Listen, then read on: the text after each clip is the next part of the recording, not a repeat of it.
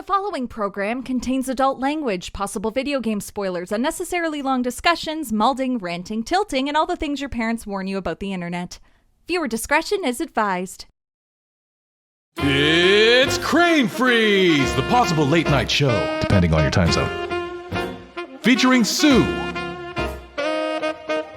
Luke Word,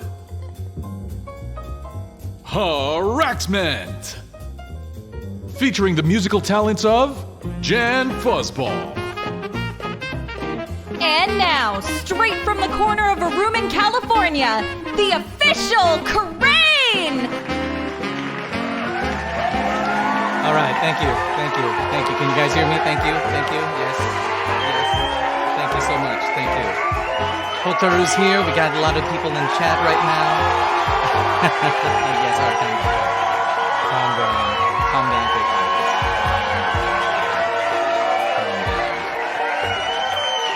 Okay, just a little bit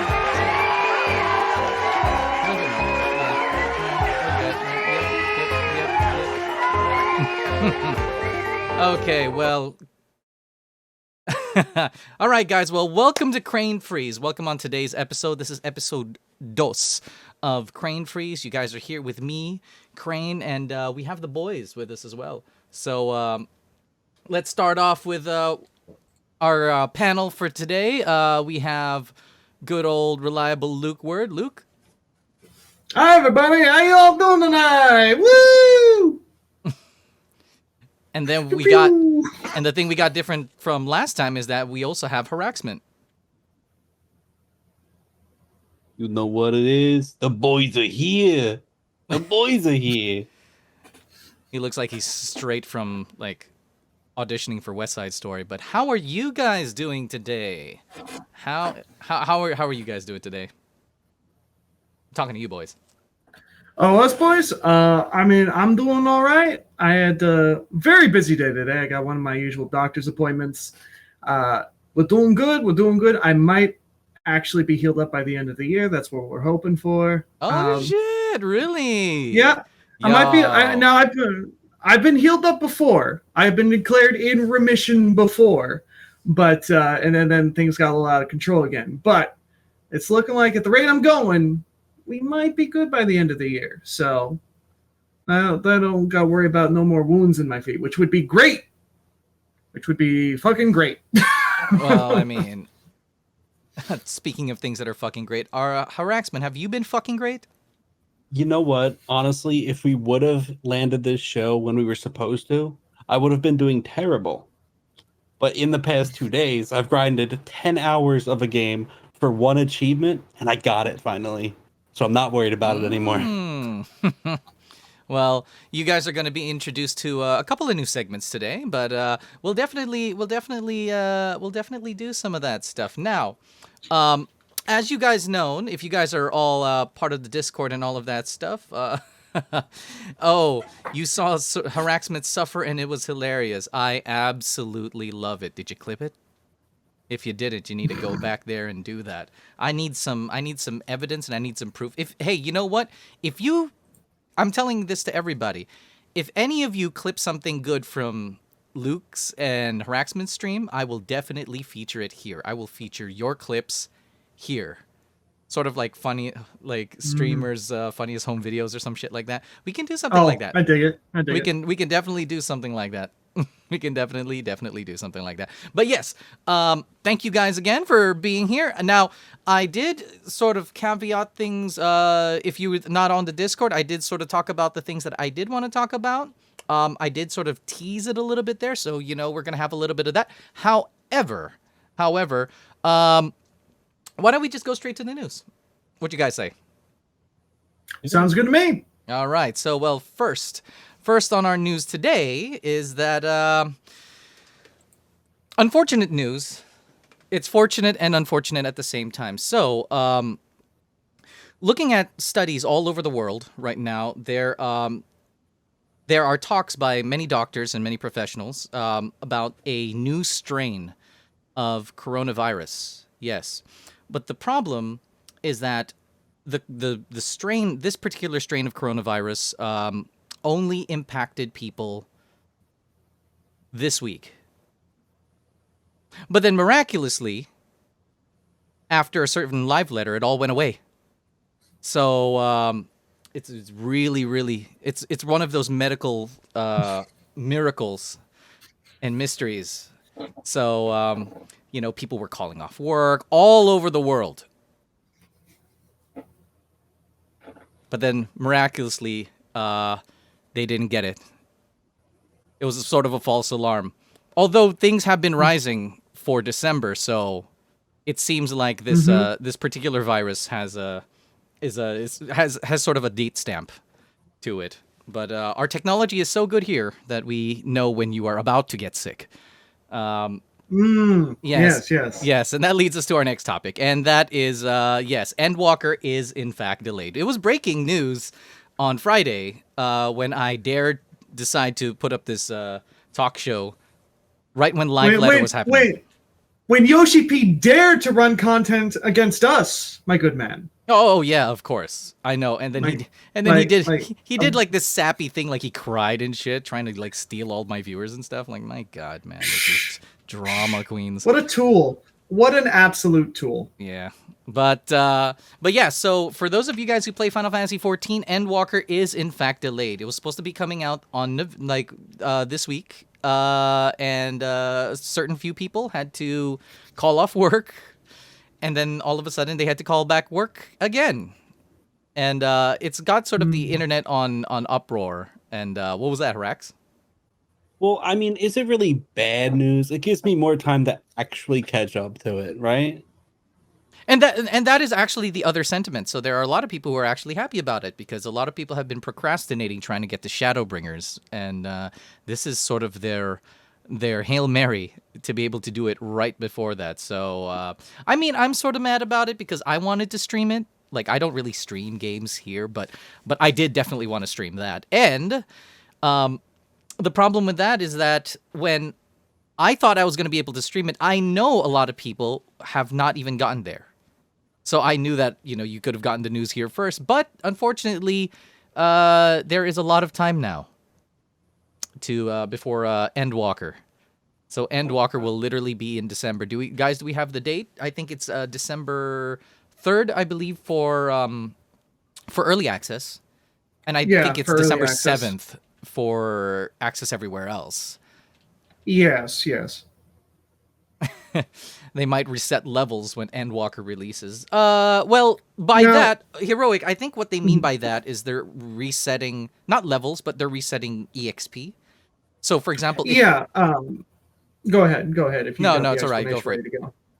All right. So the way they worded it was because of they're condensing numbers for both damage calculations and experience calculations.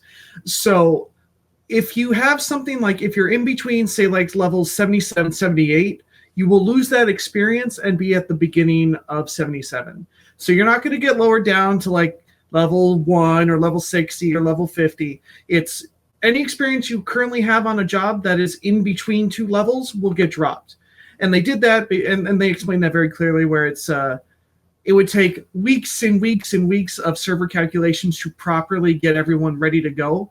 And it would just be so much trouble on launch that just instead they're trimming down to the beginning of the level. And that's how the experience is being dropped. I've seen quite a few articles where it's like people are losing experience and losing levels, and that's not how it is. If you're between levels and experience, that's going down to the beginning of that level. Same thing for all your jobs, trusts. So it's happening for trusts as well. And I think those are the two big ones. I don't think it's happening to anything else. Oh, well, I mean, if you think about it, like what, outside of sort of just the gift of time, and there's some good news. A lot of people really weren't too happy about the lowering down of the numbers, the scaling down of numbers, because that's essentially what it is. It's just a scaling down of numbers. But that's actually, when MMOs do this, it's usually a sign of life. It's usually a sign of longevity. It means that they want to move. They're really projecting farther into the future, that they don't want their numbers to hit like millions. And believe it or not, when numbers hit that certain amount, it actually becomes strain on servers. I know people are like, really? Just numbers? Thousands of people all hitting these very huge numbers in like high-end rating and all that current stuff. So like Hotaru, I see that you're talking about the level crunch. It's not quite the same. It's actually not the same as the Blizzard World of Warcraft level crunch, where they actually condensed experience levels down. It is just the behind the scenes like damage calculations, like the actual number calculations. Like we're not getting the level squish. Yeah. We're not getting a level squish or anything like that. And like I said, the experience isn't like dropping us any levels. It's just restarting to the beginning of the level you're on, because it prevents weeks and weeks of server calculations and potential problems upon launch. So it's essentially, I want to say, a fast and dirty way of making sure that Endwalker has a smoother release or a smoother launch. But I definitely feel like, they've clearly stated their sort of stance on things and how things are being worked out. So it will have a much smoother launch. Yes, small amounts of experience will be lost, but I mean, considering you do like 2 roulettes and maybe a little bit more than that, and you're back to where you were in that level experience, depending on where that level is, you're fine. You're really not losing that much. You're good.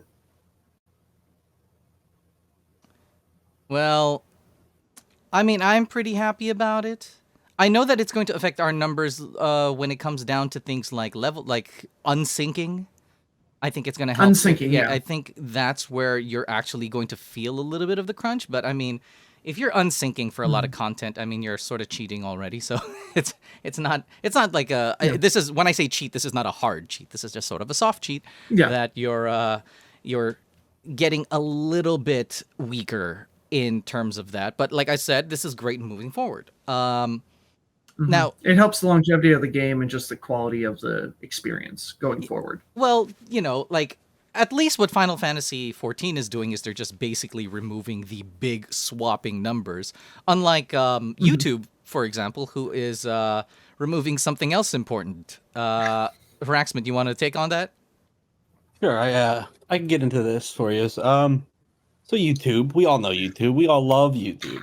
YouTube is probably where you're watching this video right now. But YouTube's doing a little change to their systems with likes and dislikes, in the fact that they're not letting you see how many dislikes a video has anymore. YouTube, the uploader of the most disliked YouTube video, the YouTube Rewind 2018. Cue that up. We got that queued up, right? Wait, I actually tried to put it up, but I sort of lost the image somewhere in my amongst my porn. So I was downloading. This is what happens when you try to send me stuff while I'm looking up bad stuff. And by porn, I don't actually mean actual porn. I mean me actually downloading pictures of combined Pokemon. That is my porn. Anyways. Let's not get too much into that. However, the YouTube Rewind, when does YouTube Rewind happen anyways? Like, when does that happen? They gave up YouTube Rewind. Was that supposed to be every year? It was. It was. But after 2019, they said, people aren't liking these anymore. Maybe we should just get rid of them. And we're like, no, we don't want you to get rid of them. We just want you to do better. Well, I think the problem with the YouTube Rewinds, we will get to the removing of the dislikes, but I think the problem with the YouTube Rewinds is that they're too colluded. They feel more like a TV production rather than an actual rewind. So it's funny. One of the things that a lot of people were mad about when it came to like YouTube Rewind was in the Rewind, it didn't have sort of YouTube's greatest hits. And the sad thing about it is that YouTube actually has nothing to do with YouTube's greatest hits. And I think that was the problem. I think that was YouTube's problem, is that they wanted to use it as more of an advertising tool to spotlight people who are partnered with them.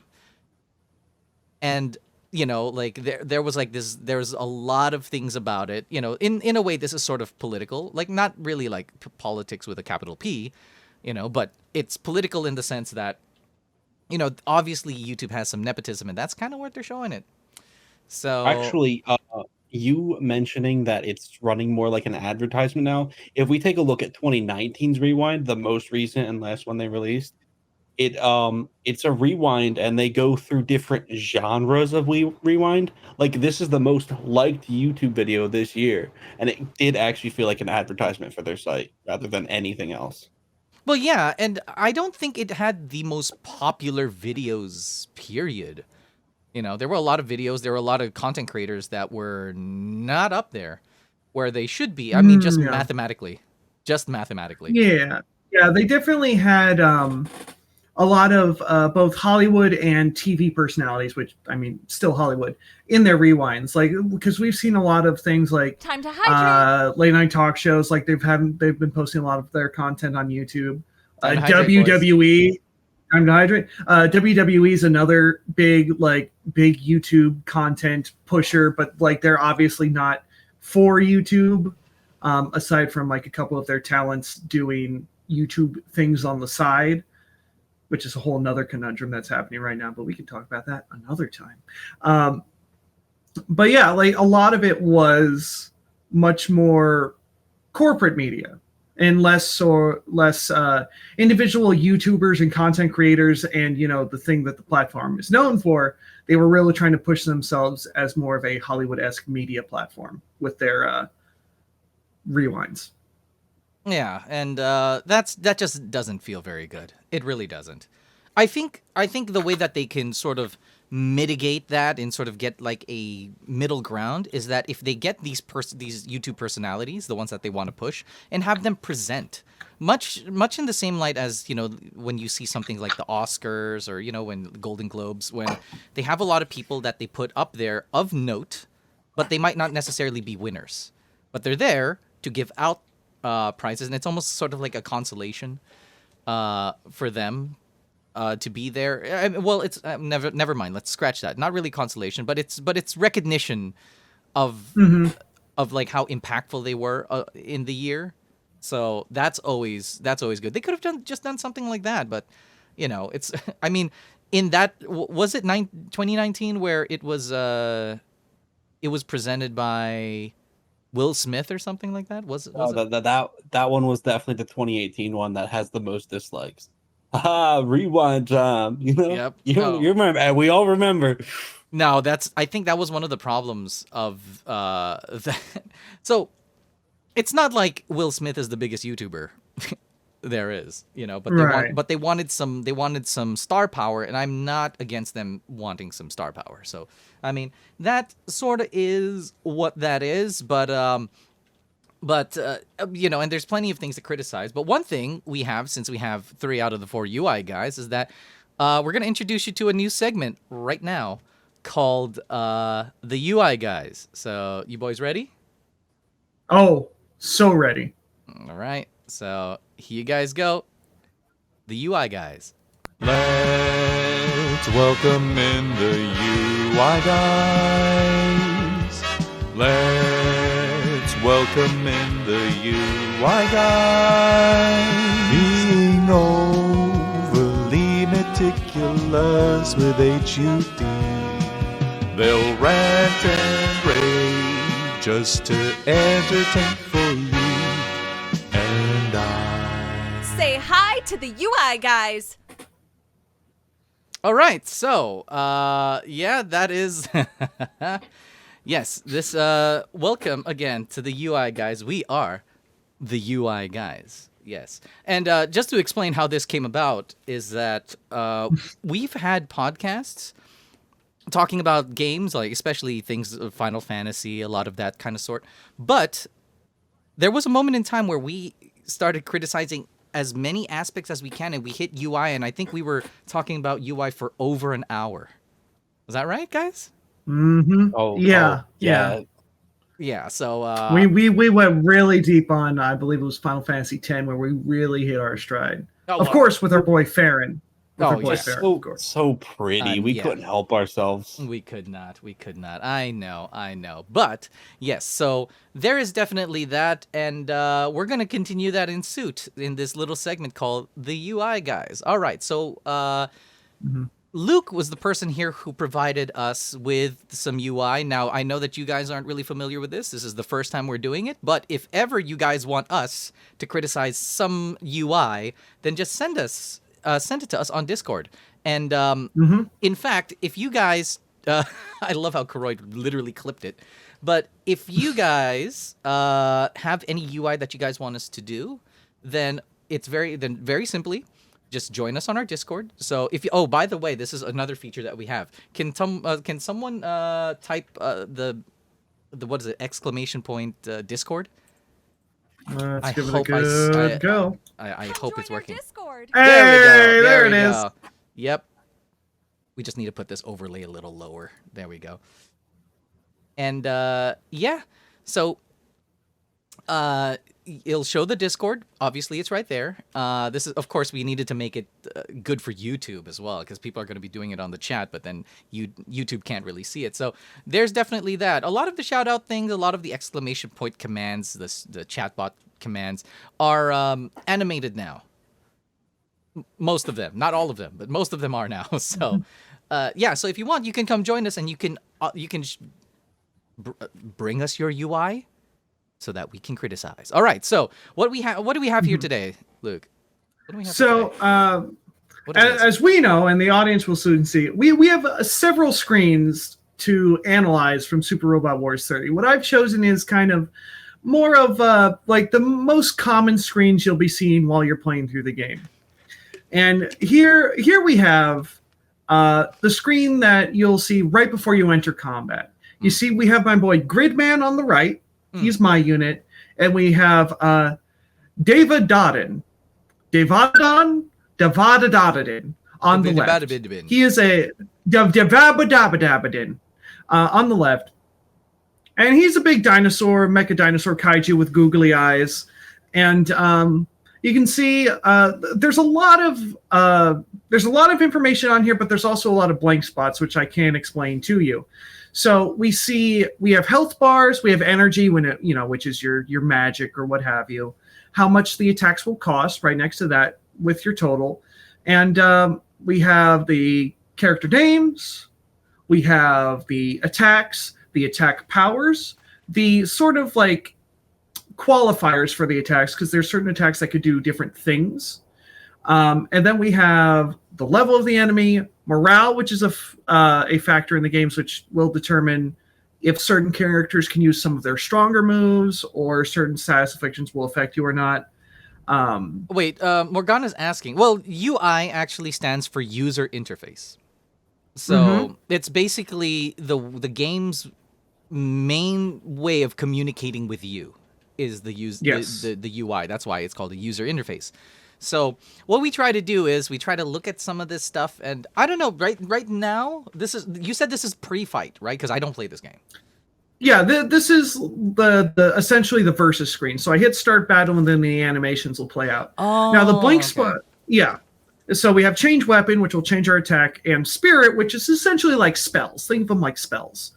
And then the two blank boxes below are filled in by support characters if they're both able and close enough to give a support attack or a support defense to the unit on top. So that's why those are two blank. Those two are blank. Okay, so that was going to be my question. Why do you have blank UI? Yeah, I also wanted to comment on that. Like, since you just finished, I'd prefer it if the blank UI would have at least said no support or empty or just something, you know? Yeah, and that's definitely a big complaint. Like, also you'll see all those grayed out boxes with like essentially various letter combinations there, and that tells you what other extra abilities are active. So all the information on screen is important, but it's not very clear what all of it is, and that's kind of a big issue with these games. Is that this game is better than the last one that I played, where it does a better job of explaining to you what everything means, but it's still a lot of information to take in. Yeah, and I think that's a big detriment to the game. I'm already lost. I'm looking at this right now. Yeah. And I think one of the sort of main things that I don't like about UI or bad UI is that it's always competing with my attention. And I don't like it when it does that. I don't like it when it unnecessarily competes with my attention. Like, it's okay if you're competing with my attention because, well, things, like, I need to see these things.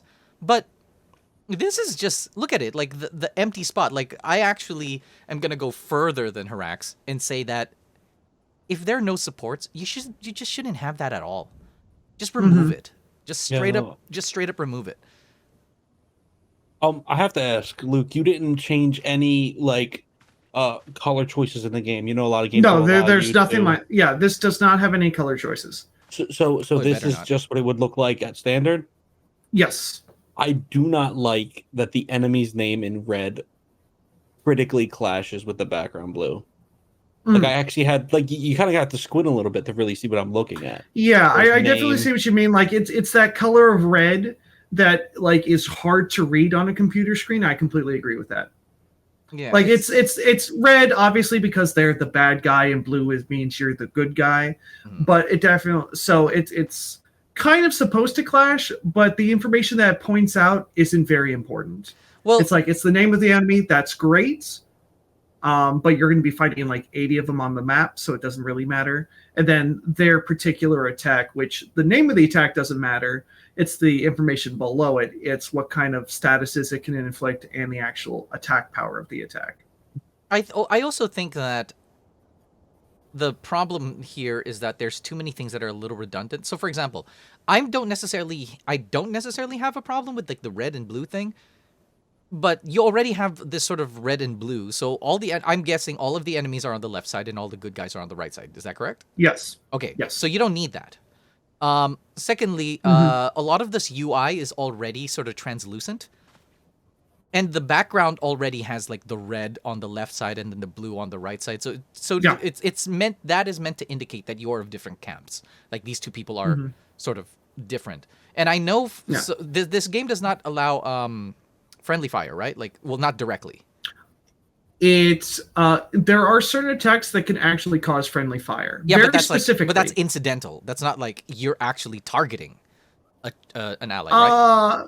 Yeah, like for like this screen, you'll never see if you are targeting an ally. Like, the only way it is actually like you're doing a map attack, which when we look at kind of like the battle screen, I can explain that more. But a map attack is essentially just a big AOE move that you can do on the world, the level map. And then if one of your if one of your units is in that area, they can get hit. Yeah, if they're just there, they can get hit by that. And I specifically was like, because I ran a test because I was wondering if, like, can they actually get hit by my own map attacks? Because in previous games where I've tried map attacks, it's been kind of like either they're targeted directly or they can't be hit by it. So I was like, can it happen? And I tested it, and my units did get hit. So I too was curious, and I didn't lose the level, but they did get hit. They did get a little bit walloped. I'm gonna add another thing. It's probably gonna be one of my last thoughts when it comes to this. I don't really mind a lot of the green, like all of this sort of like indentation and all of that. Hi, Pirate. But Hi, Pirate. I don't necessarily mind it. But one thing I don't like is that if you have these two sort of screens opposing each other, then what you should definitely have when it comes down to this is that the information that you need to see up against the other information should be beside each other. So right here, yeah. So you see here, like, there's the picture of the face. This is so weird. All of this should be the other way around. So if you're looking, no, I absolutely see what you mean. Like, the health and the level and the morale and the attack power should all be closer to the character images, and then their faces, and like all that blank stuff and their faces. Those are the things that you can put farther from each other. You know, you could literally put them on the outside, and then because this thing with the hit percentage and stuff, like, that's good. I feel like that's useful. And obviously very much so. And I think that's the more useful point. I think their health should be closer. Everything else that instinctually clash should be the things that come closer. It's like quality of life. One thing that I don't really like of the many things that I don't like about this UI is that, shall I give you despair? this thing is already giving me despair, Morgana. So the thing about this is that outside of it just not looking very nice, it's too cluttered. It's also the opposite of quality of life. Like I have to do this in order for me to, like, compare Yeah, information. And the whole point of having two cards, because I call these cards, but essentially the reason why you would have two menus like close together is so that you can compare. But this doesn't even allow you to do that. It doesn't even. No, it gives you the most important, which is the hit percentage and the critical hit, which is the ones you will be looking at most of all. Like, it does push the attacks and the attack power apart, which is still very important. I completely agree. It should be closer so you can compare them. But they do put the most important information up next to each other. Which is hit. The hit, the hit, which is not even the critical. Yeah, it's absolutely just the hit percentage. But yeah, no, I completely agree that like all the information, aside from like hit and critical, should be swapped so that all the meaty number information should be towards the middle, so you can easily compare between the two. Yeah, I completely agree. I shit on this the entire time, so I'm gonna say one good thing about it. One thing I do like about this UI is I like the comparison of an unselected option versus the selected option start battle. Yes, that's very clear. That looks nice to me. And I will say this, and this was very serendipitous. The game's UI currently matches my stream layout. So not intentionally, I will say, right? Not intentionally. On brand. But this game is very on brand for me in more ways than one, and I do appreciate that. I'd be mad at you if it wasn't. So overall, if I had to say one thing that's positive before we sort of end this thing, I do like the fact that the UI is particularly themed. I like the fact where it's supposed to look like this user interface is supposed to look like a user interface. If that makes sense, right? Like, because you're doing it through robots. And I think that this design, it's pretty good, considering that I know Super Robot Wars is kind of a mishmash of many different sort of mechas and all those sort of anime and the like. And you don't want a UI, you want a UI that makes you feel the mecha thing, but you don't want it to be too specific to a particular franchise, right? Like, you don't want it to look like Gundam. You know, and I think this is good because this is the UI period, right, of it. This is not like, this doesn't switch off depending on the person you're using. Okay. Yeah, it does not switch. Like, if you use the Magic Knight Ray Earth characters, it becomes all more magical and This is uniform to every single unit in the game. Good. That is absolutely good. Yeah. I would have liked a screen cap with effects on.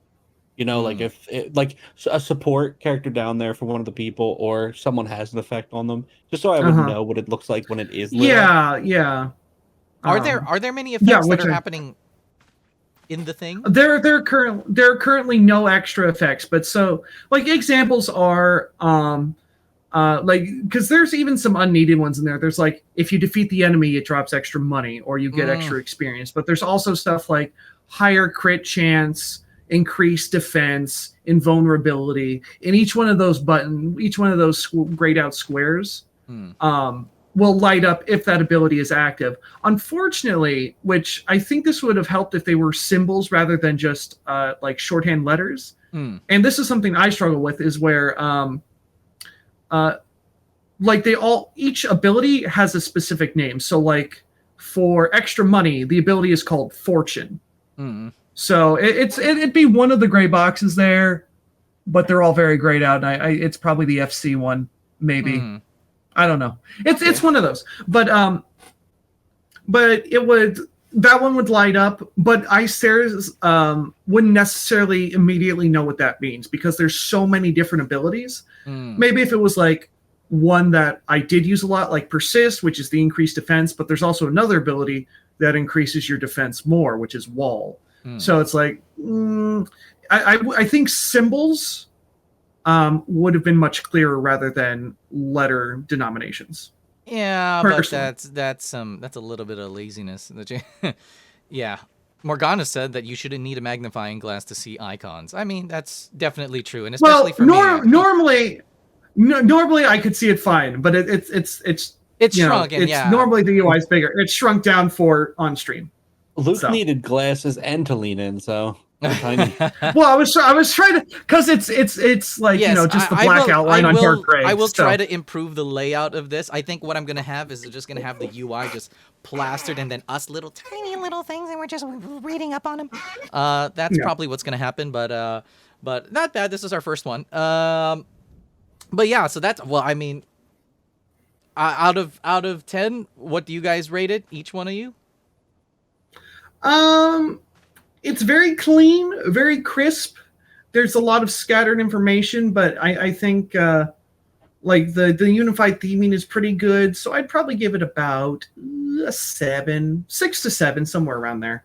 Harax? There's definitely a whole lot worse that you can do. I was sitting on 6. It looks pretty, but the information's in the wrong spots, like you said. Mhm. Oh, look, unfortunate for this thing, we got 666s. So that's not. Oh no! Oh no, we are all in agreement. But oh see, no, we're an echo Yeah, chamber. which is we are, but this, like, even though it is a kind of like a clashing of information of UI, I still absolutely love this game. So that can show that even it may not be your style of game, but like, even if I absolutely love the game, not necessarily going to like the UI, even if the theming is very solid. Like the information provided could be better. Could be better. Yeah, but I feel like you can play games that you don't like, or you don't. Yeah, you can play. Well, you like it because of other reasons. I like it for other reasons. Yeah, there you go. But this is, but like, this has been a complaint of mine as well. Yeah. Well. Where the UI is very cluttered and the information is not clear enough. And there was in fact been points on my stream where I'm like, I just need to go look through the info to be like, I don't know what this means. Mhm. And I will say that it is difficult to find information of descriptions of abilities, like, or other things of that nature in the game. They are in there, but you really got to dig, and that should be more easily accessible in this game, because it's a game of menus, just menus within menus within menus. Yeah, I figured when I saw this sort of gameplay. Well, that sort of wraps up our UI, guys. I know you sent me a lot, but you shouldn't send me a lot, because one is enough. That's okay. That's Yeah, okay. You went with the meatiest one. I Yes. just went with a couple examples for you to give a feel. whichever one you wanted to go with, a swath Yes. of examples, and you went with the meatiest one, which was what was important. I think it's very smart to pick a screen you're going to see a lot in a game. Mm-hmm. A menu, this. I'm sure you see this a lot. Mm-hmm. Yes. I went with the 4 menus you're gonna see the most, which was the title screen, the character info screen, the versus screen, and just the overall like map grid. Yeah. And He this did- is he did, in definitely fact, the send me. meatiest one. He did in fact send me those, but yeah, well, there we go. Let's get back to the Cranefreeze. So thank you guys again for. Did you like the UI intro, by the way, guys? Oh, I loved it. I Yeah. loved it. Absolutely. Yes. That was fun. Did the chat like the game, the show intro? Oh, Karoy, yes, he clipped it. He's like, yes, this absolutely. Okay, well, when we show you guys more segments, they're gonna have even more openers. I feel like I'm having more fun with the openers, the intros than the I segments themselves. can't wait to see the eventually down the line where we get a compilation of all the segment openers.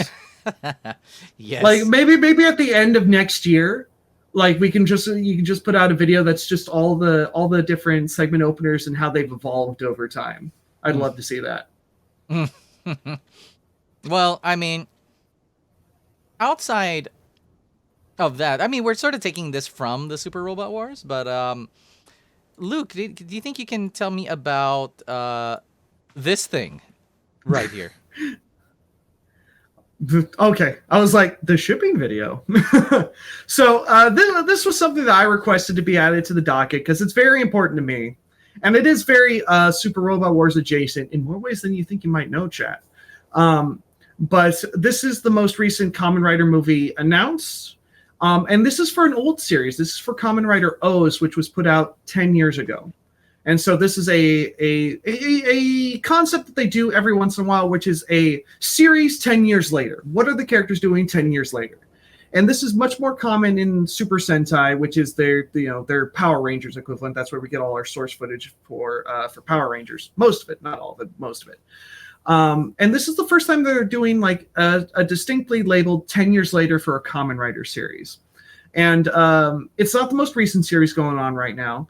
But this one's important to me because this is putting a closer on a story arc that's been very, very frustrating to me over the past several years. In that we have several characters here. We got the two main leads, and the one on the right, his name is Ankh. And he died. He died at the end of Kamen Rider O's.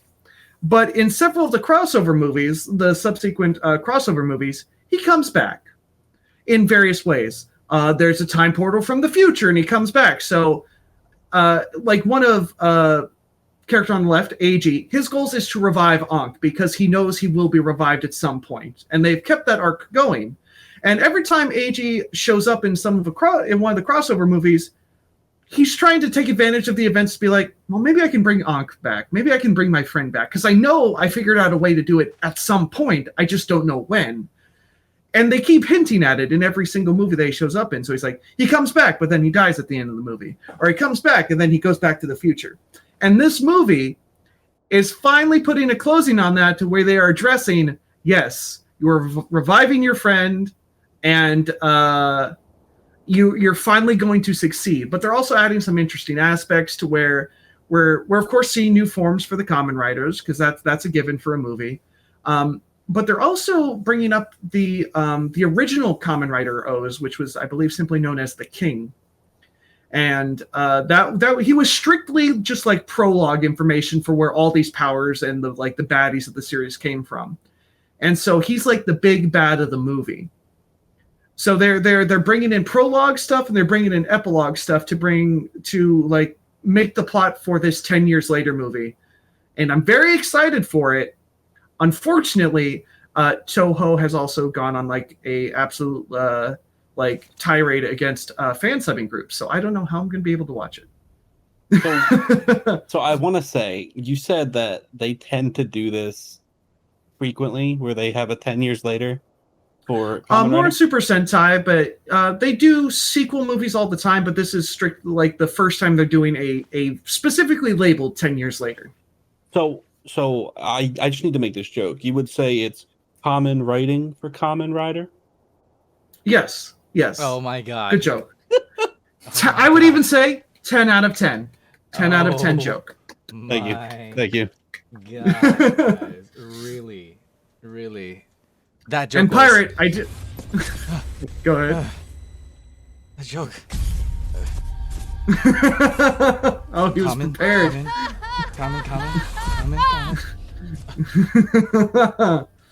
When your brain goes wow wow wow wow.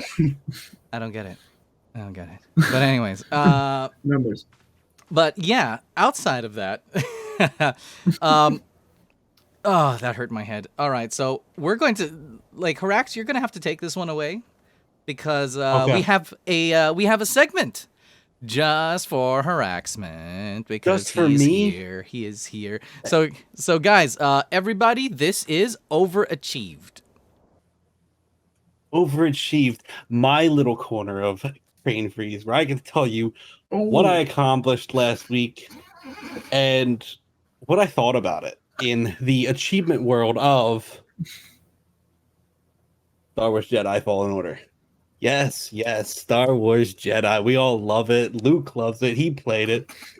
I played Crane it. Probably loves it. We're going to be looking at 5 achievements from the game that I accomplished last week that I thought I could talk about to some extent. I have a notepad for this. I forgot to open. But I have it. Here it is. Cool. Tisk. Okay, so we're going to be looking at these one at a time. So let's gray them out. Let's look at the first achievement here. The first achievement I got is called Kickoff. It's defeat an enemy using only kicks, which is a relatively easy thing to do, but I had a hard time with it because for some reason my guy never wanted to kick an enemy. But all in all, even with the achievement being relatively difficult for me to do, I feel like it was maybe a confliction with my controller. I'm gonna go ahead and give these achievements either a thumbs up or a thumbs down, a what is it? Achieve or deceive, if you will. And I'm gonna Clever go ahead and boy. get the first one and achieve. Why not? I like this one. Defeat an enemy using only kicks. I like it. For number two is roughly similar to the first one. It's kick a Phylak that has kicked you. There's an enemy in the game that sometimes will use a move that kicks you, and you have to kick it back after that, which is annoying because I just had to stand there and not attack for at least like a minute and a half of this thing beating the shit out of me. Wait. You're making it sound like kicking is hard. Is kicking not a choice in this game? Kicking is, It's not the most straightforward thing in the game. you have having to played it literally myself. evade and then attack while still in the evade animation, which the evade is fast. It's a quick but so you B and then X, which are already across from each other on that side of the controller, or circle and square if you're on a PlayStation. Again, I like this achievement. I didn't think it was difficult, but I didn't think it was ridiculously unneeded in the list. So yeah, Chief. Wait, you didn't Right? think kicking that thing was not a like? That's not a waste of an achievement slot, bro. I thought it was unique enough to be like, you know what? I liked looking at the achievements list, seeing this, and be like, okay, let me go do that real quick. I agree. I like it when achievements get a little bit wacky with their mechanics. Like when it's something like silly and goofy and kind of makes you think more about the mechanics of the game. Like I didn't have as much trouble because I also got this achievement myself. And I got it much quicker than Harax, but that's maybe sheer luck. Like I got behind the goat thing, the phallic, and it kicked me right away. So I didn't have this struggle that he did. But it's achievements like that that I actually really enjoy. Where it's The just what? like What is it a called little- again? What is it called again? The phallic, a phalak. It's Oh, a goat. It's a I goat just- I crane. just- It's a goat. It's yeah. Well, anyways, go on, Space Harax. goat. It's a giant penis crane. We're fighting a giant penis. Achievement number 3. This one's called Perfect Timing. It's an achievement where you have to parry enemy attacks 100 times, which is relatively easy in the game. It's really simple. You just hit the block button as soon as the attack's coming in. You parry, you counter, you kill an enemy on easy mode. I'm playing it on easy mode. Collectively, like accumulatively, like Yes. okay, 100, not, yes. not in not in succession. Yeah, just accumulatively, which is like with you blocking all the time. You're parrying all the time in this game. I didn't like this achievement. I'm sorry, this was a deceive for me. A parrying an attack, countering an attack, give me an achievement. Don't make me do something 100 times. Even if I'm going to in the game. Like, it's going to happen. You're going to parry a lot in this game if you're doing a collection run. But just the necessary, like, be like, do it 10 times. I'd prefer 10 times. But just the unneeded 100 times. I'm like, all right, well, why? Wait, I hate achievements like this in general. But isn't that achievement something you would have achieved by playing the game normally? Like, is that like would in one playthrough of this game would you have parried 100 times? Absolutely. But I think that's why I don't like it as an achievement. You didn't really achieve it. You were just playing the game and it popped, you know? Morgana, that's exactly what I was thinking. Morgana here said that dodging lightning bolts. I know. I'm getting. Oh yeah. Oh, see that's my comparison here, right? Is something that'll happen naturally through the game versus something that that's on achievement. I should go kick that thing. That's where my hook is. My swap. I like one. I dislike the other. Let's go to number 4, shall we? This one's really nice. I like this one. This one is called Big Bang. No, that's not what it's called. It's called something else. I have the wrong achievement name here. Big Bang is something else. For shame. This is the achievement where you have to slice an Ogdo's tongue. An Ogdo is a big monster that shoots its tongue out at you to try and catch you. Like, it's like a frog. But it's really cool. I love this achievement because you have to force pull the enemy, which pulls its tongue out, and then you slice it off while having the tongue force pulled. And that's like an easy... I love that. That was fun. That was fun figuring that out. And finally, the very last achievement here I have is what goes around. Defeat an enemy with their own slowed blaster bolt. This one was really fun to do because it has you use the force powers you get in the game. So you have to slow an enemy before he shoots at you. This bolt comes out super slowly, and then you force pull him into it, thus killing him with his own bullet. And that one's easily thumbs up for me. Achieve. And there it is. I mean, I'm not really an achievement hunter, so I don't really understand how a lot of this works. I like it when I get random achievements just by playing the game, but that's me though. That's me. Well, I also like it when achievements sort of like pat me on the back for doing something, because in a way it also lets me know that I'm playing the game correctly. Because I assure you, there are people who will probably finish the game and never have parried 100 times. So, very possible. Very possible. I can see you hitting like 80 and not doing it. I've done a couple revisits to planets, so especially if they're playing on lowest difficulty and not interacting with the mechanic and just kind of mashing it just because it's a Star Wars game. And then if they just played it like, oh, I just want to go smack, smack, smack with my lightsaber, and they're just ignoring the parry mechanics, it's you could very easily miss it. But I do see a starting theme, because we've talked about this before, where you're not a big fan of big cumulative achievements like that. Calm down, Cameron. Yes. And I'm in a similar boat. This one didn't bother me as much, where it is very possible to get it just playing throughout the game. But I will say that the 4 others that you did approve of are definitely more on my list of like, those are way more fun, because it makes you, if you look at the list, it makes you look at the mechanics more in the game, where it makes you think more creatively. It's like, I can slow down a blaster bolt and then pull an enemy into it. Like, you're not going to necessarily think of that combination yourself. You might, if you're super creative with your force powers, but having the achievement there kind of points out, it's like, here, you can try this and start mixing and matching your powers. And I enjoy achievements like that, where they start making you think more in depth about the mechanics of the game. Or apparently make you fuck around. So that's or you could just call it a fuck around, which is very I mean, let's talk about that one, right? The grind 100 of whatever. Should I mention FF9 and its 10,000 enemies? That's obnoxious. Or the I think it was Gears of War 2, and it's like kill 10,000 enemies, or 100,000 or something ridiculous like that. And it's just in there to be obnoxious, and developers know it's obnoxious. Right. Nah.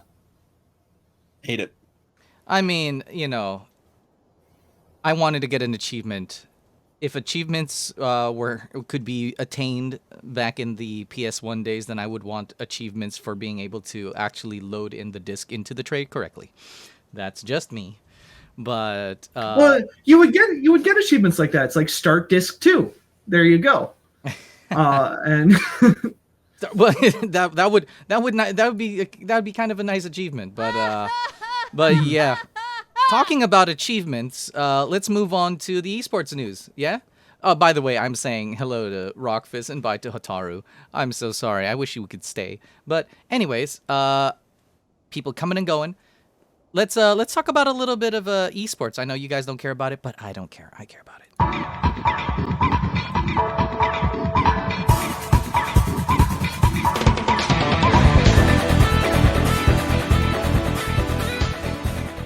All right, so for esports, particularly, I know a lot of you don't really like playing League of Legends, but I do love playing League of Legends, and I love watching it too. If you're saying the people there are toxic, well, I mean, by logically you can assume something about me. But yeah, so Worlds just happened. It happened pretty much last week, and the champions are EDG, Edward Gaming. I don't know who Edward is, but congratulations to him and his gaming squad. But it was actually pretty grueling. It was a 5 game, so it went to Silver Scrapes. And actually no, I'm wrong. It wasn't 5 games. It was 4 games. So So what happened was they went up against Damwon Kia, and Damwon Kia is the Korean team who like defeated SKT1 with Faker, and they made it to the finals. And apparently, according to Riot, I don't know how accurate this statement is, or if the news was just clickbait, but apparently on YouTube, or no, sorry, on their website, you're allowed to sort of have like pick'ems, meaning you're it's like fantasy league or something like that, where you get to actually sort of pick who's going to win. So it's kind of like you're gambling with it. I mean, if you gamble with the results, I mean, that's fine. I mean, that's, everyone knows that shit is sort of normal. But apparently nobody picked them to win, which is I don't know if it's sad or incredibly like vindicating that nobody Were voted they for just you. like the like immense dark horse of the competition? No, they were not. No, they were actually not the dark horse of the competition. Interesting. The dark horse of the competition would have been like a Western team. Fair. I know they never make it. They never. No, they don't. But they were actually yeah. So it was really interesting. I'm sort of happy for China because EDG is Time from to China. hydrate. Oh, it's time to hydrate. I'm kind of happy that I'm happy for them because this is the second year in a row. I don't know why it's second year in a row, but it's second year in a row where China held Worlds, and last year they held Worlds and they lost badly. So yeah, Dermot is here. It's probably because I would say wasn't Riot purchased by Tencent? Yes.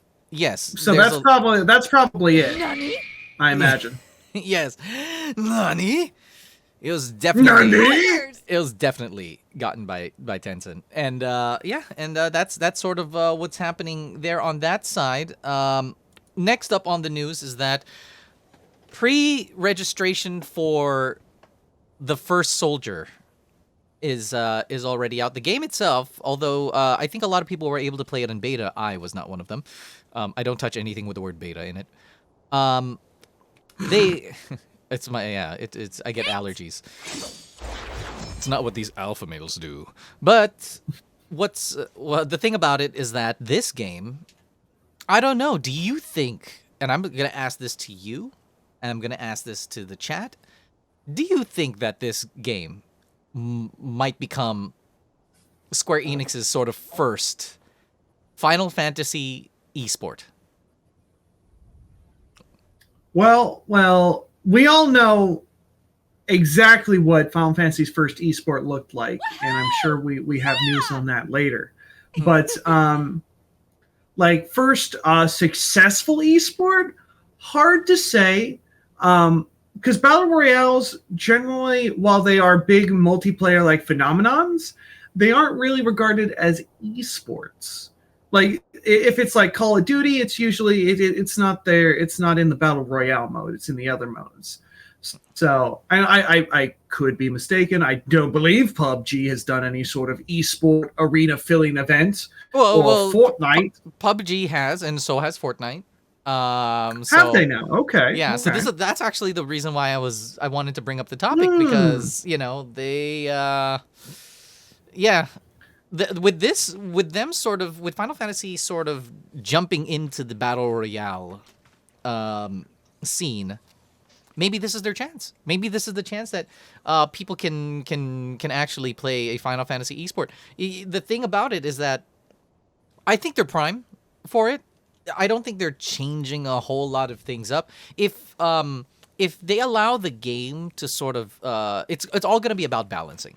Because I think the main problem that you're going to have with this, the thing that will stop it from quote unquote becoming an esport, is really if things can or cannot be balanced. So one of the things that is required to make something an esport is that everybody comes into the battle, and everything is just completely fair. There are no upsides. There's no everything is balanced. Right, and I don't, with the way that this game works, and does everybody have access to these spells? Do everyone have access to these weapons? And the only thing that you're really getting from the sort of gotcha part of it is just skins or outfits and stuff like that. If you hide this stuff behind like grinding or paywall, if there are levels of any kind, then I think that might be a little bit of a problem when it comes to this becoming a viable esport. But we can only hope. We can only hope. I mean, last words on this one, guys. No? Well, I mean, it's very, very possible that it could. Yeah, I think you're absolutely correct that it is determined by balance and monetization. If it does go beyond sort of just cosmetics or like battle pass type things, keeping that a fair, even round is very obviously very, very important. Because if it like there's one item that is purchasable that's like a weapon of any sort, it's out. Like they can't do that if they want to make it an esport. That's just not gonna fly. So it'll definitely be. We'll have to see if it's well balanced or not, and to see how long it'll take for them to get flossing as an emote in the game. Because I think we all know flossing and other various TikTok dances are very, very important. Well, hello, Pirate. Thank you for hosting. I gotta say, my first like interaction with this game being the first time I seen it, I was not excited. But the more and more I see of this game, listen. But the more I see of this game, the more I'm like, you know what? I kind of want to play this. So, I mean, it looks good to me. I'll play it. Make it an esport. I'll be a pro. Well, you know, to gather a large amount of pro players that might sound like a concern, but I don't think so. I really don't think so. If they can, I'm pretty sure. That's one of the things that has really frustrated me about Final Fantasies and esports is that you got a lot of people who want to play it. So there's a lot of real estate there in and of itself. So moving on to our last one. Moving on to our last one is on the esports news is that Dissidia NT is still not an esport. So yeah, let's just move back. It's still not an esport. It's still not an now, I do have a quandary for you. So let's say my favorite character in Final Fantasy, Gilgamesh, was just ripped from Duodecim, got upgraded graphics and everything, and he was put into Dissidia NT.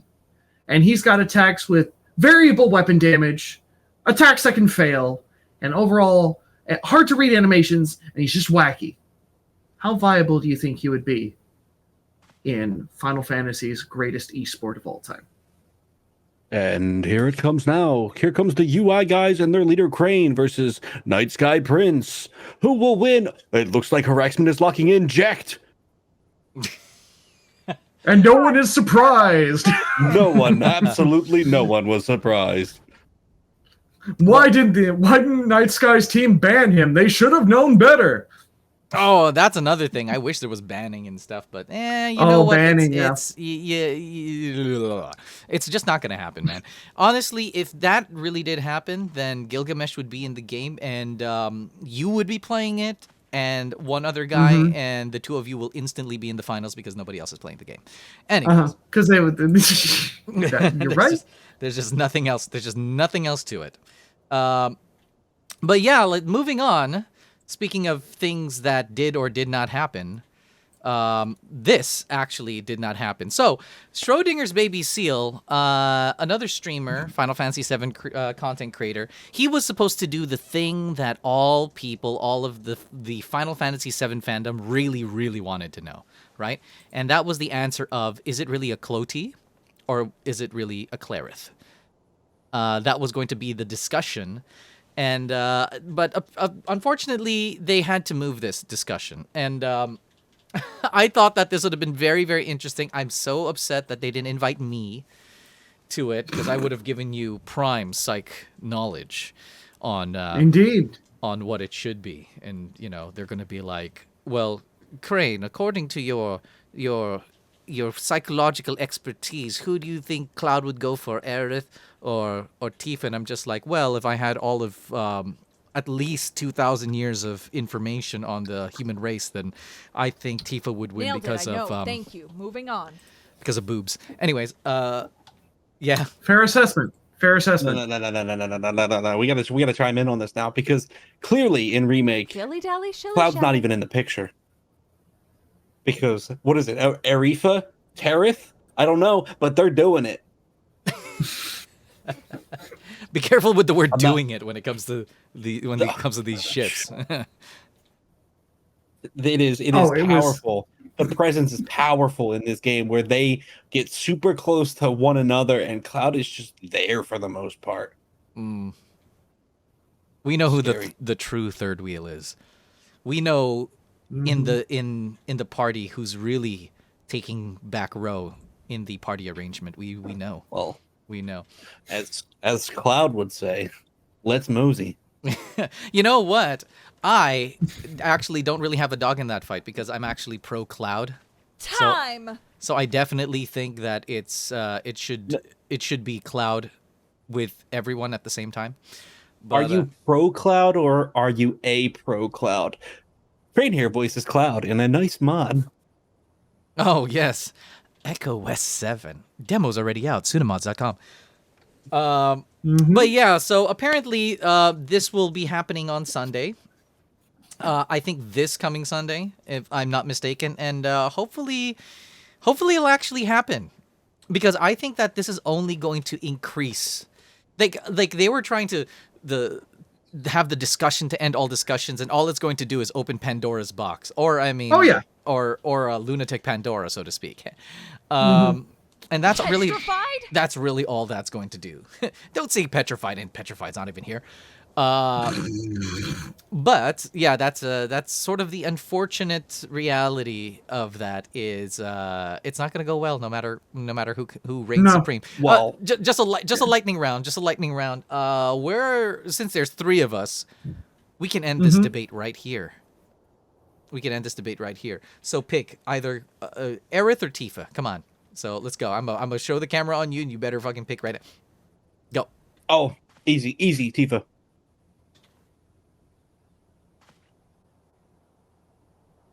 Come on. It's me now. Tifa. Absolutely Tifa.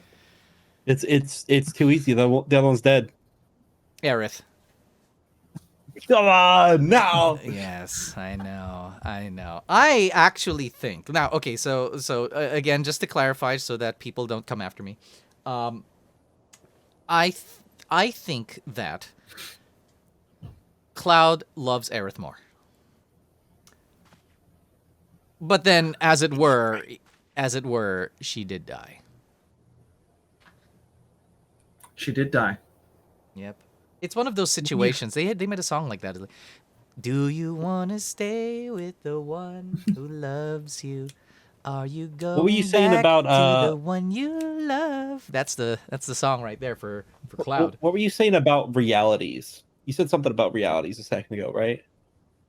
Realities.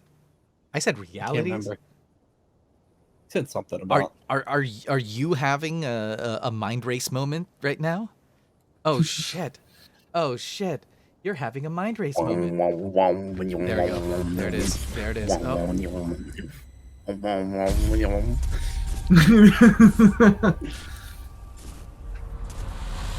So funny.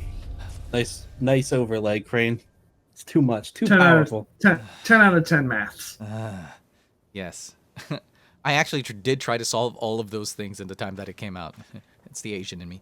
But I'm not very good at it, by the way. I'm like giving out the wrong answers. That one's X. It's not even in the thing. But anyways, yeah, I'm actually interested in seeing how that thing is going to turn out. I really am interested in seeing how all of that stuff is going to turn out, because that would be a shit show. People do say stuff about the fandoms of Final Fantasy VII, and they're not wrong.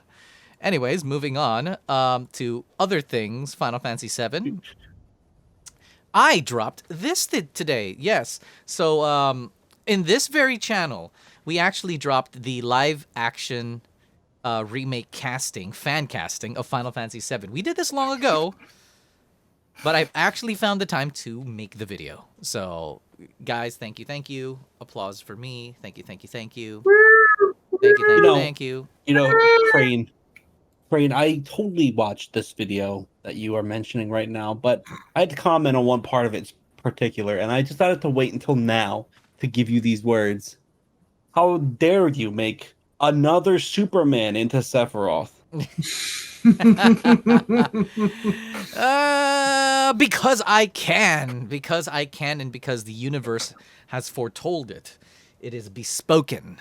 I am trying to add other Square titles into this pun, but what is... I mean, it's perfect, come on. So, for those of you who don't know, what did end up happening, because I think I still remember their names, because I just recorded them the other night. No.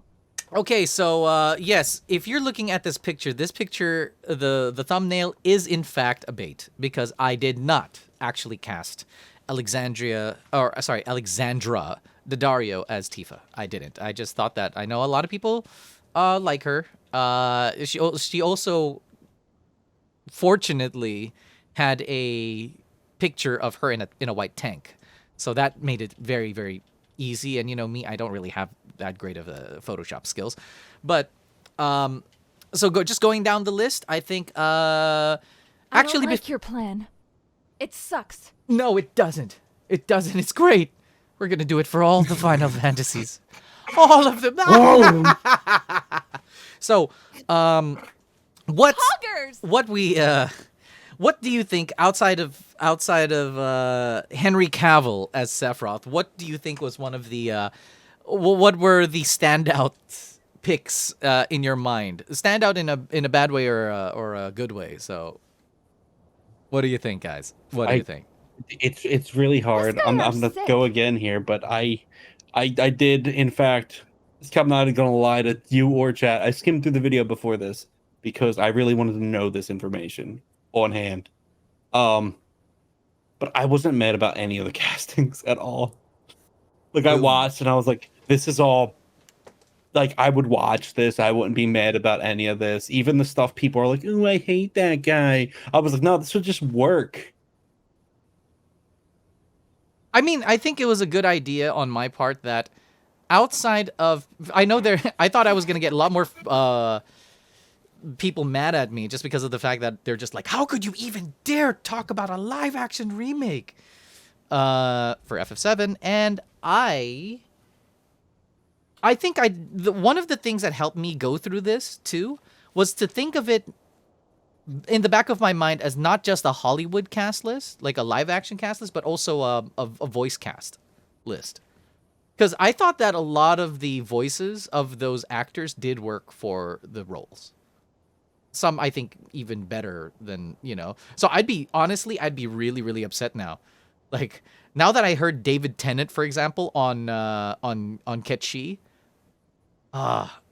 I feel like when the remake gives me something, I feel like it's gonna hurt me. It's gonna hurt me. I need to bring you back to this for a second, right? Because you really made what is now the fourth Superman into Sephiroth, right? If that happened, he had to keep up the theming because our current Sephiroth is in fact our current Superman. A previous one, George Newbern played the animated Superman, and even the Japanese voice actor for Sephiroth plays Clark Kent in the Lego movie. What can I say? Got that It's shit on time. why are they the same person? Why is Sephiroth Superman? So you're saying Lance Bass is going to be Superman at some point? Yeah, he just hasn't come out of the closet yet. Look at Lance Bass. He is going to be the live action gay Superman when they finally release it as a movie. Oh yeah. The what's his name? Was it Jeremy Clark? Jeremy Kent or something like that? Jonathan Kent? Jonathan Kent. Yeah, Jeremy Jonathan. I always get those names mixed up. It's because Sephiroth is just basically an evil Superman. So it's just Injustice Superman. Yazora said, "Crane, why did you think Robert Pattinson as Vincent would get people mad?" I don't know. Maybe it's because of my age, but I thought people hate Robert Pattinson. I thought people still hate him too. Well, they don't hate him because he's come out so against his role in the Twilight movies that they just sort of like, oh, we're sorry for you. We're sorry that you were forced through Condolences. those experiences. Yeah, it's like, oh, they're like, oh no, he hated it too. Okay, we sympathize with you. And then everything was immediately flipped around on Robert Pattinson. So, well, I mean that. I mean, I honestly think that Robert Pattinson is a phenomenal actor. Like Twilight included, because a lot of people meme Twilight because it's just so memeable.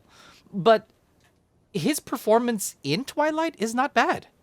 Like I don't understand. Like I understand if you don't like the series itself or what it means or what it represents or like who doesn't like a vampire werewolf flick that really is sort of just a stand-in for menstruation, for women going into puberty and all that shit. But his performances have always been good. When he was in Harry Potter, he was good.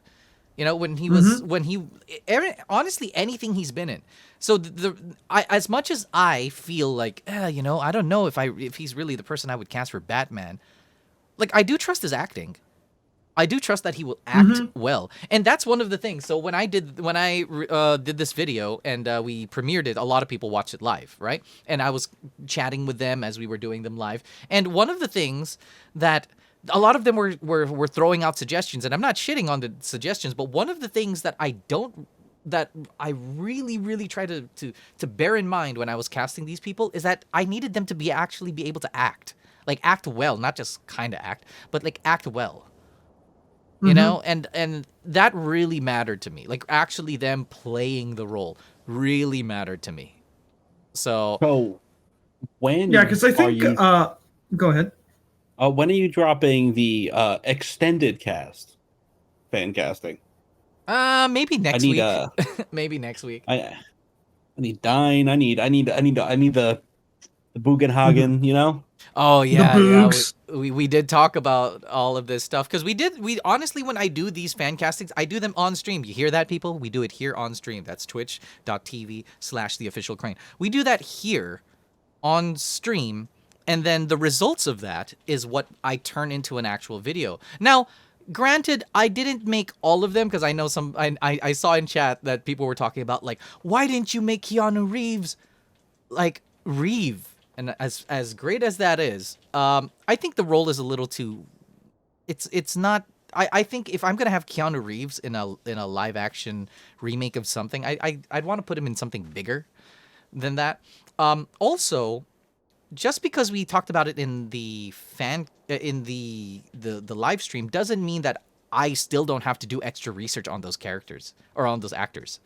So I still had to actually do research on the actors, look at their filmography, look at the roles they play. Can they really do this? Like there were a couple that I thought I was gonna go for, but then when I did research, I'm like, nah, this don't work. Like it just doesn't work. It's an error. Yeah. Speaking of research, Crane, maybe if we put enough time and effort into it, we could find a way to combine science and magic.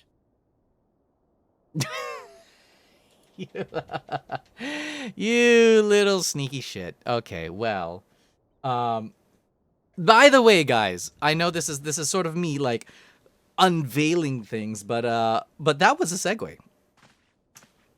I did it. That was in fact a segue. But combo breaker for you because what's going to happen right now? Are we still doing a Doki Doki fan cast? Holy shit! Maybe that'd be really quick because there would only be what 3-4 characters involved in that. But yeah. So I know I owe some of you some skins. I owe some of you some skins. I owe some of you some outfits, some Sue outfits, and yeah, so this is I'm gonna show you guys the 3 outfits. I know that I owe somebody. Who do I owe? Do you guys remember? But I owe somebody Evelyn from League. But right now we have 3 new outfits. I think around maybe 4 new outfits, in fact. But here it is. I know B, you got this, and here are some new Sue outfit reveals.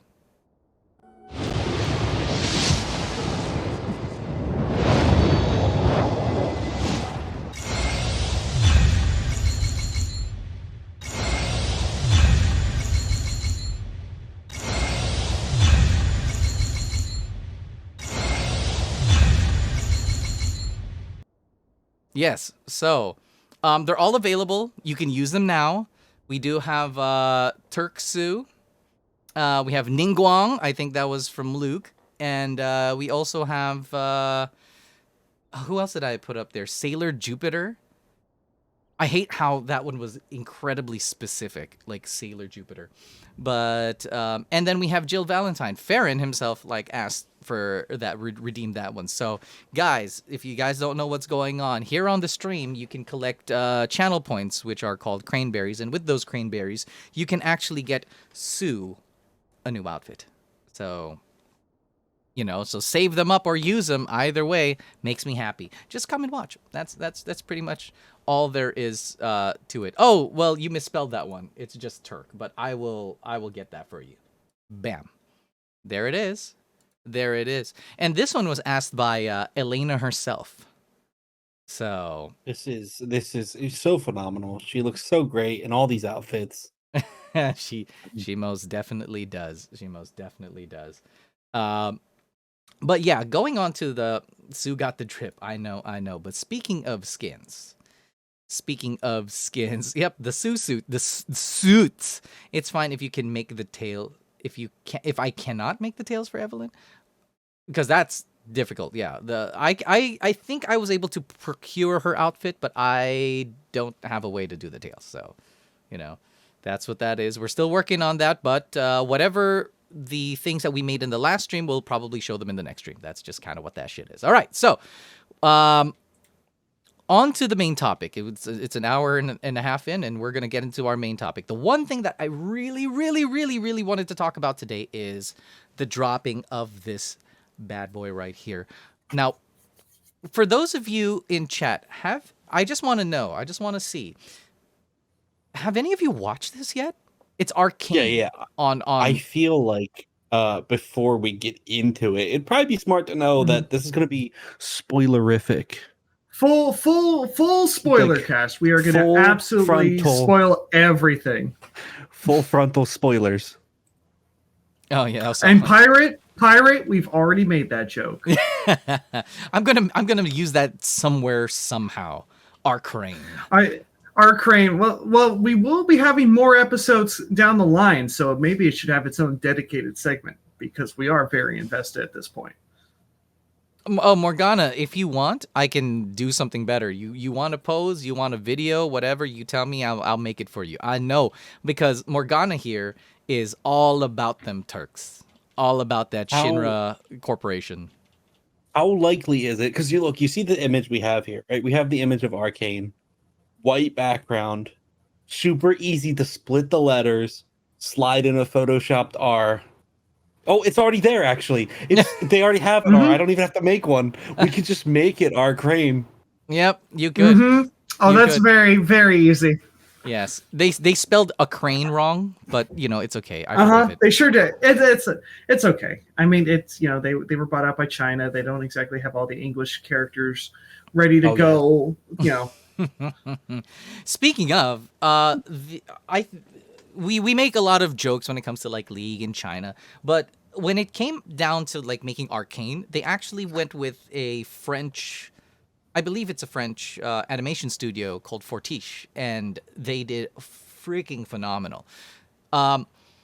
Just to let you guys know, all right, because this is going to be spoilerific, and I really want to talk to you guys about this. Everyone on Discord, I was just like, guys, please watch ARCANE. Even if you don't ever watch me again, just watch ARCANE. You would be doing yourself a favor if you watched ARCANE. It is so Even fucking good. even if you aren't a fan of League of Legends, like myself, I enjoyed Arcane. I enjoyed it a lot. The art style alone is like, it's like if you took a concept art. I am quoting a friend of mine, by the way. This is a quote of mine from a friend named Omet.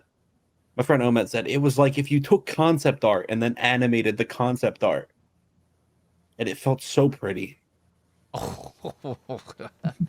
Oh man. Oh my god. Trust.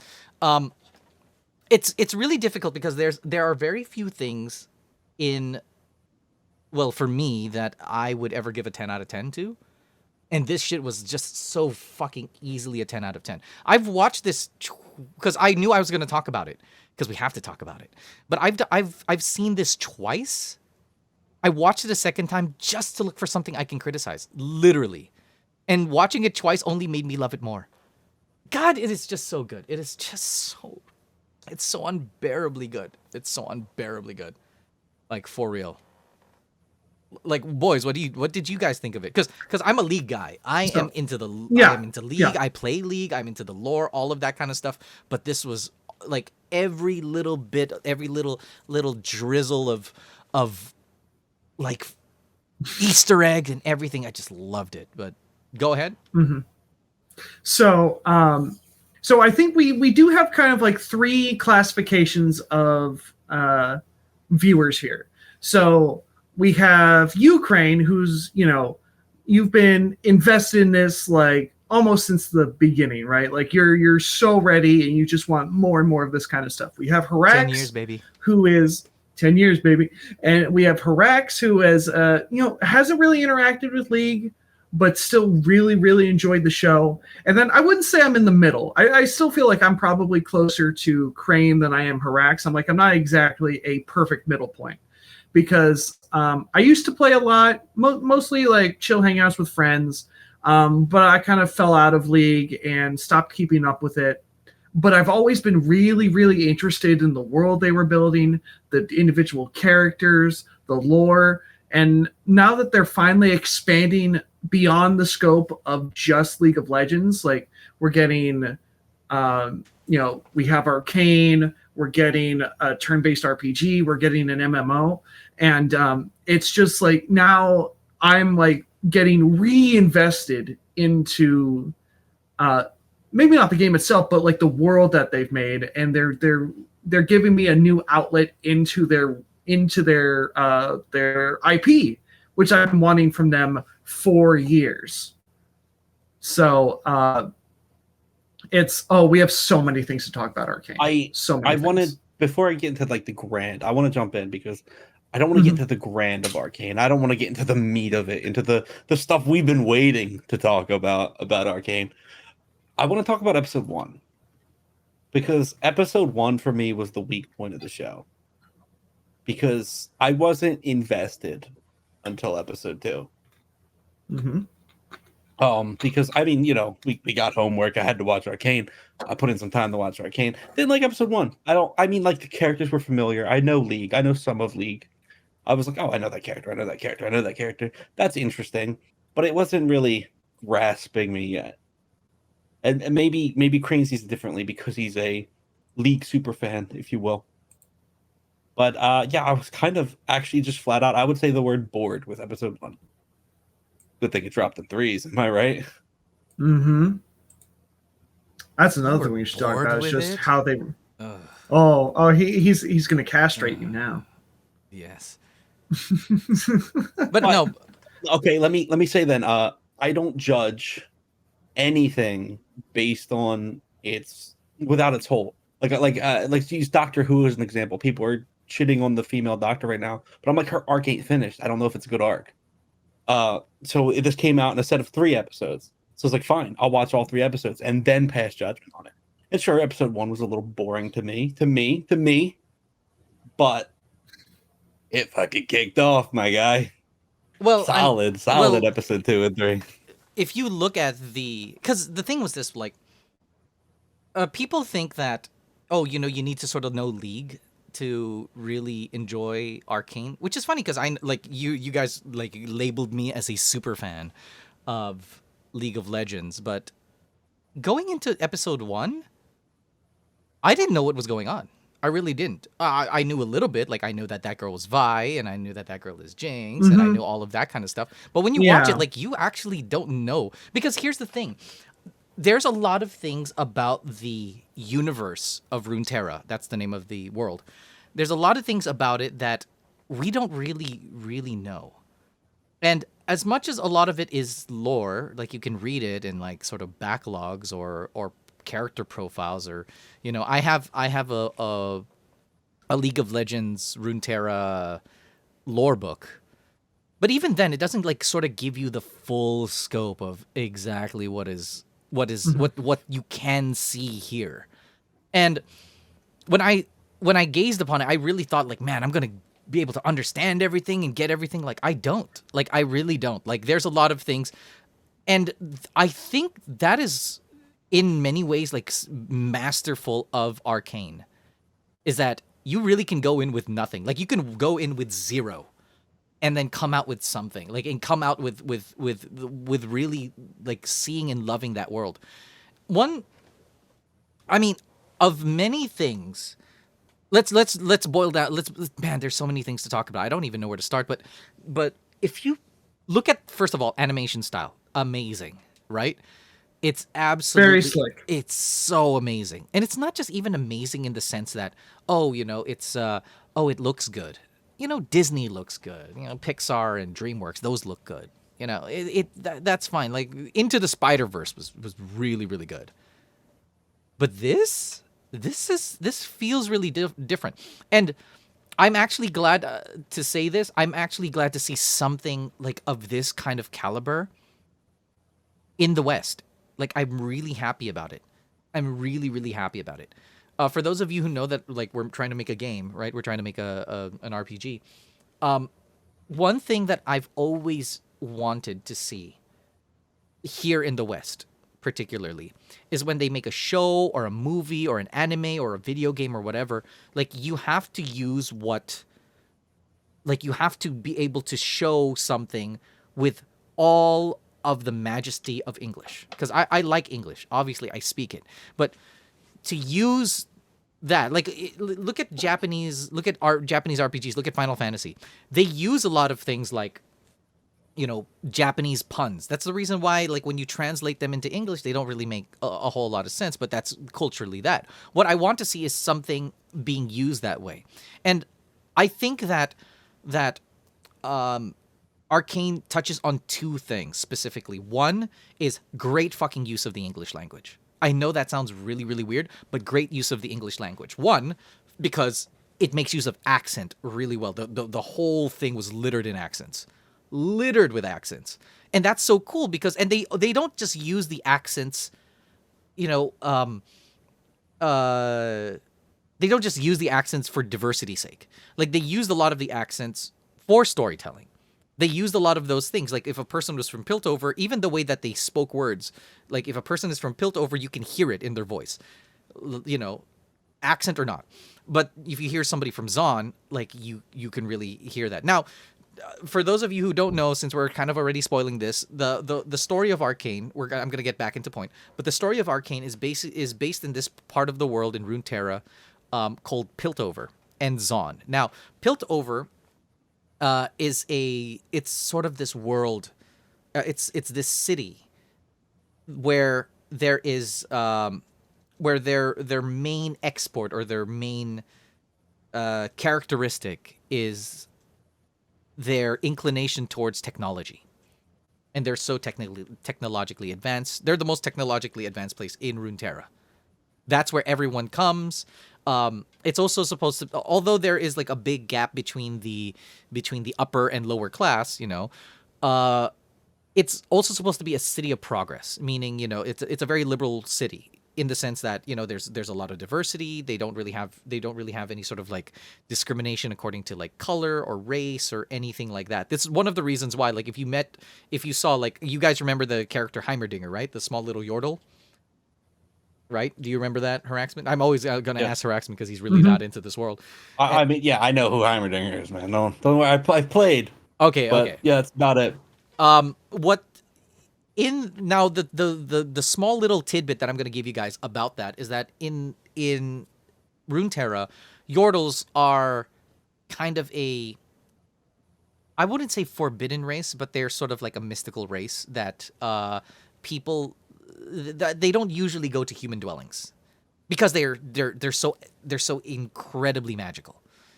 So what they normally do is they glamour themselves. So for us, the players, we can see what they look like, but when they walk around in other settlements, they look probably human, just like everyone else. So they use the sort of glamour magic. But Heimerdinger here he is like the head professor of the university in Piltover, and he straight up goes in and he straight up says it. He goes, "Oh, well, I've been alive for 307 years." That's what he kind of sounds like. And he's like, "Oh, I do love a good conundrum." And he's like really, and he just straight up says like 307 years. Like, so he's a Yordle because Yordles live for a very, very long time, and just says it just straight up. Why are you making that face, Harax? You're just gonna drop like professional voice acting improv in the midst of an argument. I was just like, okay, Heimerdinger, let's go. I mean, well, thank you then. But no, and in this world, they have like a very big problem because of like sort of their history. So what happened in the past, just so you guys, because I don't know if you guys know this, but in the past, the history of Piltover is that they used to be one town, and they're pretty much, so if you look at the map, they're sort of like this. They're sort of this land connecting these two oceans. And what they wanted to do was, so in the past, to take advantage sort of their geographic location, what they wanted to do was they wanted to sort of build a canal or like a river that goes through, so that you can it essentially turns into a port or a pass through or something like that. And what they would do is they would toll all of the ships that are going through, because from that literally one sea to another sea. And when they did that, they successfully did that. But when they did that, there were like accidents that happened, which is normal for, like if you look at our history, like the Suez Canal, a lot of things happened. A lot of really bad things happened. And essentially it sort of sunk this place, Zon, kind of really, really badly. And the people who sort of were still doing very, very well, they moved up into Piltover. The reason why it's called Piltover is because that river between is called Pilt. So they call it Piltover. You hope that they might retcon Seraphine's background because it's bad. It's really... Well, Seraphine is a character that I do not have a good relationship with because I don't like her. I play support, and I don't even like her as a support. I don't like her as a champion. She should just be gone. She should just not exist. I just want Nautilus background, please. Thank you, Arcane. Well, yeah, so... And the thing is, with all of the things that I'm saying, the thing that really, really, really, really like impresses me about this is that the thing that I was hoping for with Final Fantasy VII Remake, do you see how I brought that shit back to FF7? The thing that I was hoping for Final Fantasy VII Remake was I wanted Final Fantasy VII Remake to bring all of the lore together and sort of unify the story. Because we have Crisis Core, we have Last Order, we have all of these different games, and obviously there's a lot of things that changed over those periods of time. There are things that this is simply not just a modernization, but sort of like a coming together, trying to solidify what the actual canon of Final Fantasy VII is. But unfortunately, that's not what FF7 Remake is or will ever be. I think they. Oh, wait, okay, I digress. I do think that they will try to do that, but I just don't think that they're doing it like very well. However, I do think that Arcane is doing that really fucking well. Like, I think that they are doing what I wanted FF7 Remake to do, which is they're solidifying not only the story of Runeterra, but the story of these characters, bringing them and their relationship to the world. the relationship to Runeterra. It's really, really amazing. I'll give you guys one more thing before, and I'll give it to one of the boys. But here's an example. When they made Jinx, you guys are familiar. Jinx is the blue-haired girl right there. Jinx is a very, very, very old character. Like maybe 9 years old, 10 years old. And when they created her, they didn't really think of her story all that much. Like, you know, all that. Like, it's not that big of a deal.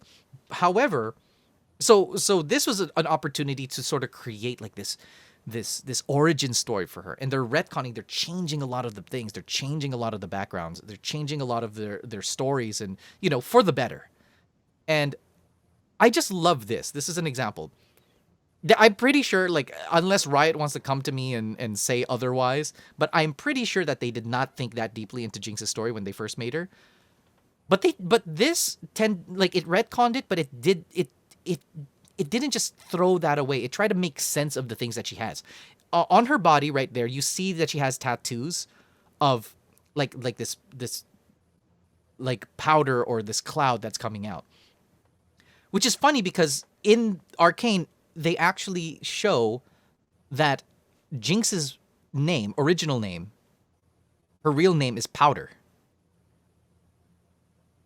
So it's so, I don't know if you guys are like seeing what I'm saying, but they were able to use things like really solidify, take inspiration from the things that are already there to solidify this whole story. So like, I'm sorry, I've been talking about all that stuff, and I really, really wanted to hear what you boys had to say about it. By the way, we really tried very, very hard not to talk about any of this stuff prior. So Luke, man, you got, dude. All tell right, me something, bro. All right, I will. So first off, I think with the establishment of all the visuals of Piltover and Zon, and knowing that Riot is a Californian company, I think it's very obvious that Piltover is San Francisco and Zon is Oakland. I just want to point that out. Fucking shit.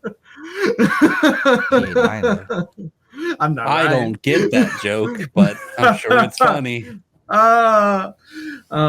It's very similar geography and a not so dissimilar social standing, shall we say.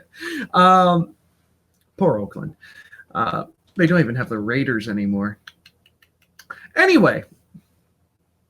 So this one thing that I really, really thought they did very, very well, and this will kind of lead into kind of like how the first episode starts, is that you don't have to know League lore to really appreciate the show, but knowing League lore does enhance the experience. So, for instance, Vi and Jinx are like the main characters of at least the first 3 episodes. And it looks like for this first season, they're definitely, if they're not the main characters throughout, they are major players for the first like set of 9 episodes. And it was like lightly hinted at that like Jinx may have a sister, and really all that there was in game was that Vi's a cop and Jinx is a criminal, and Vi is trying to hunt down Jinx. In here, we find out they were sisters, and throughout the first 3 episodes, they are pulled apart by just essentially the culture of the 2 towns, and they're victims of circumstances and their own actions in ways, but they're really pulled apart by the conflict between Piltover and Zon and the underbelly of Zon.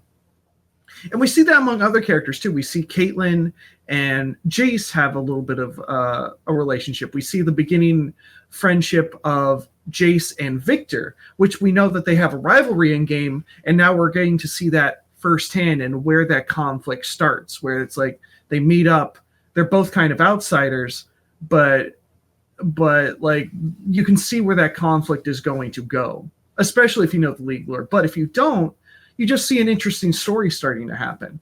And I think Arcane does a really, really good job of that. It's kind of like How I Met Your Mother sort of situation where for those of, and it's not hard to Google it too.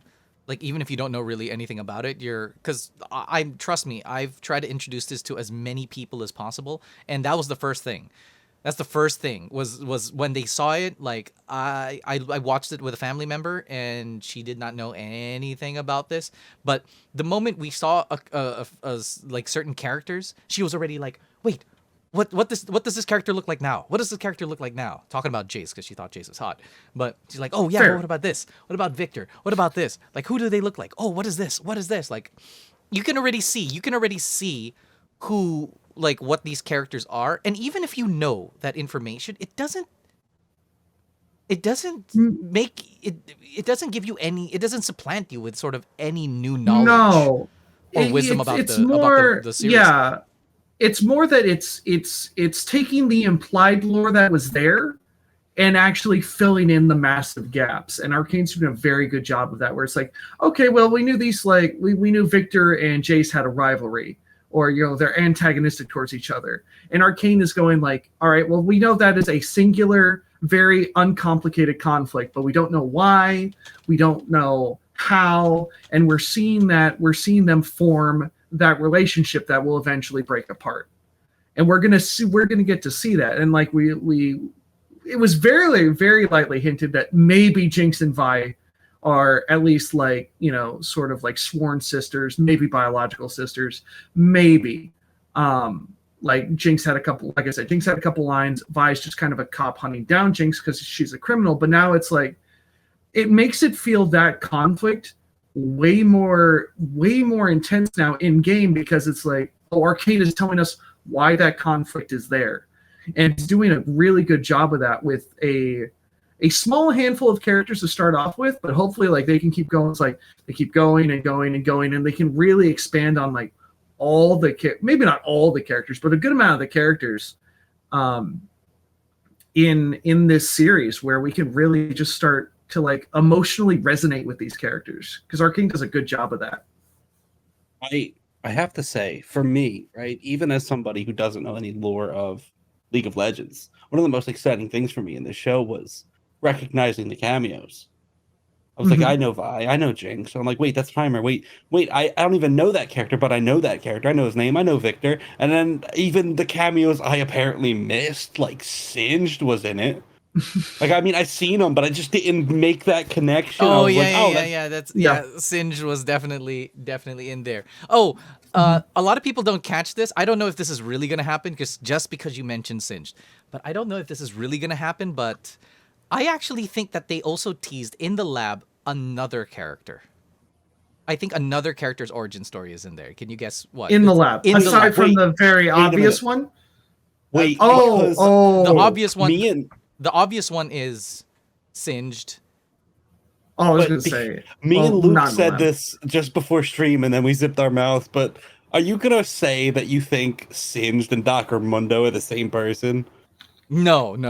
Like some Jekyll and Hyde thing? Because that's what I was throwing around. Like, wait a minute. He blew up in that lab. And we know what chemicals are in that lab. Well, that was not what I was going for. So, okay, so you guys think it's Dr. Mundo?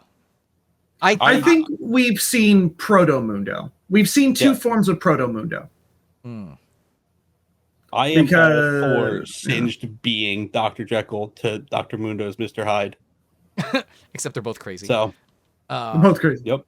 Okay, so guys, you remember okay, so if I throw this name at you, I hope you know who this is. Okay. But I do think, because I actually had to go into this character's lore, like not the lore, but like the small little background that they give in the game or in the website, just to see if this fits. And it does fit. I just don't know if this is the direction they're going to go with it. It might be a little far-fetched, but do you remember the first character to successfully use the Chemtech, the serum? That's the character I think is going to be the first character. Wait, like origin the serum? Yes, the serum. The first character to use the serum was a rat, wasn't it? Yes. Thinking Twitch. I think it's Twitch. Oh, oh my God! Wait, I think it's awesome. Twitch. I think it's Twitch. That could happen. That could happen. Yeah. Yep. Nymph is like, oh, I know, right? It's like, Urgot passed through my mind as well. Yeah, but I don't think they would change Urgot's because they already did rework on him, and I don't think they're going to change his lore. Urgot is supposed to be a Noxian general. Yeah, we're definitely going to get like a season of Demacia versus Noxus because that's obviously prime for story material. Well, I'm not saying that Urgot is not going to show up in Arcane or in this season of Arcane. I'm just saying that I don't think we've seen him yet. No, I agree. I think that so Vander. I actually when I looked at Vander, I'm like, oh man, Vander kind of reminds me of like a Dr. Mundo, right? Yeah, when he gets transformed, he definitely had those proportions. Yes. Because I was much like you, I went into Mundo's background and was like, does this fit? Does this fit? No, he's an actual doctor. Yeah, he's an actual doctor.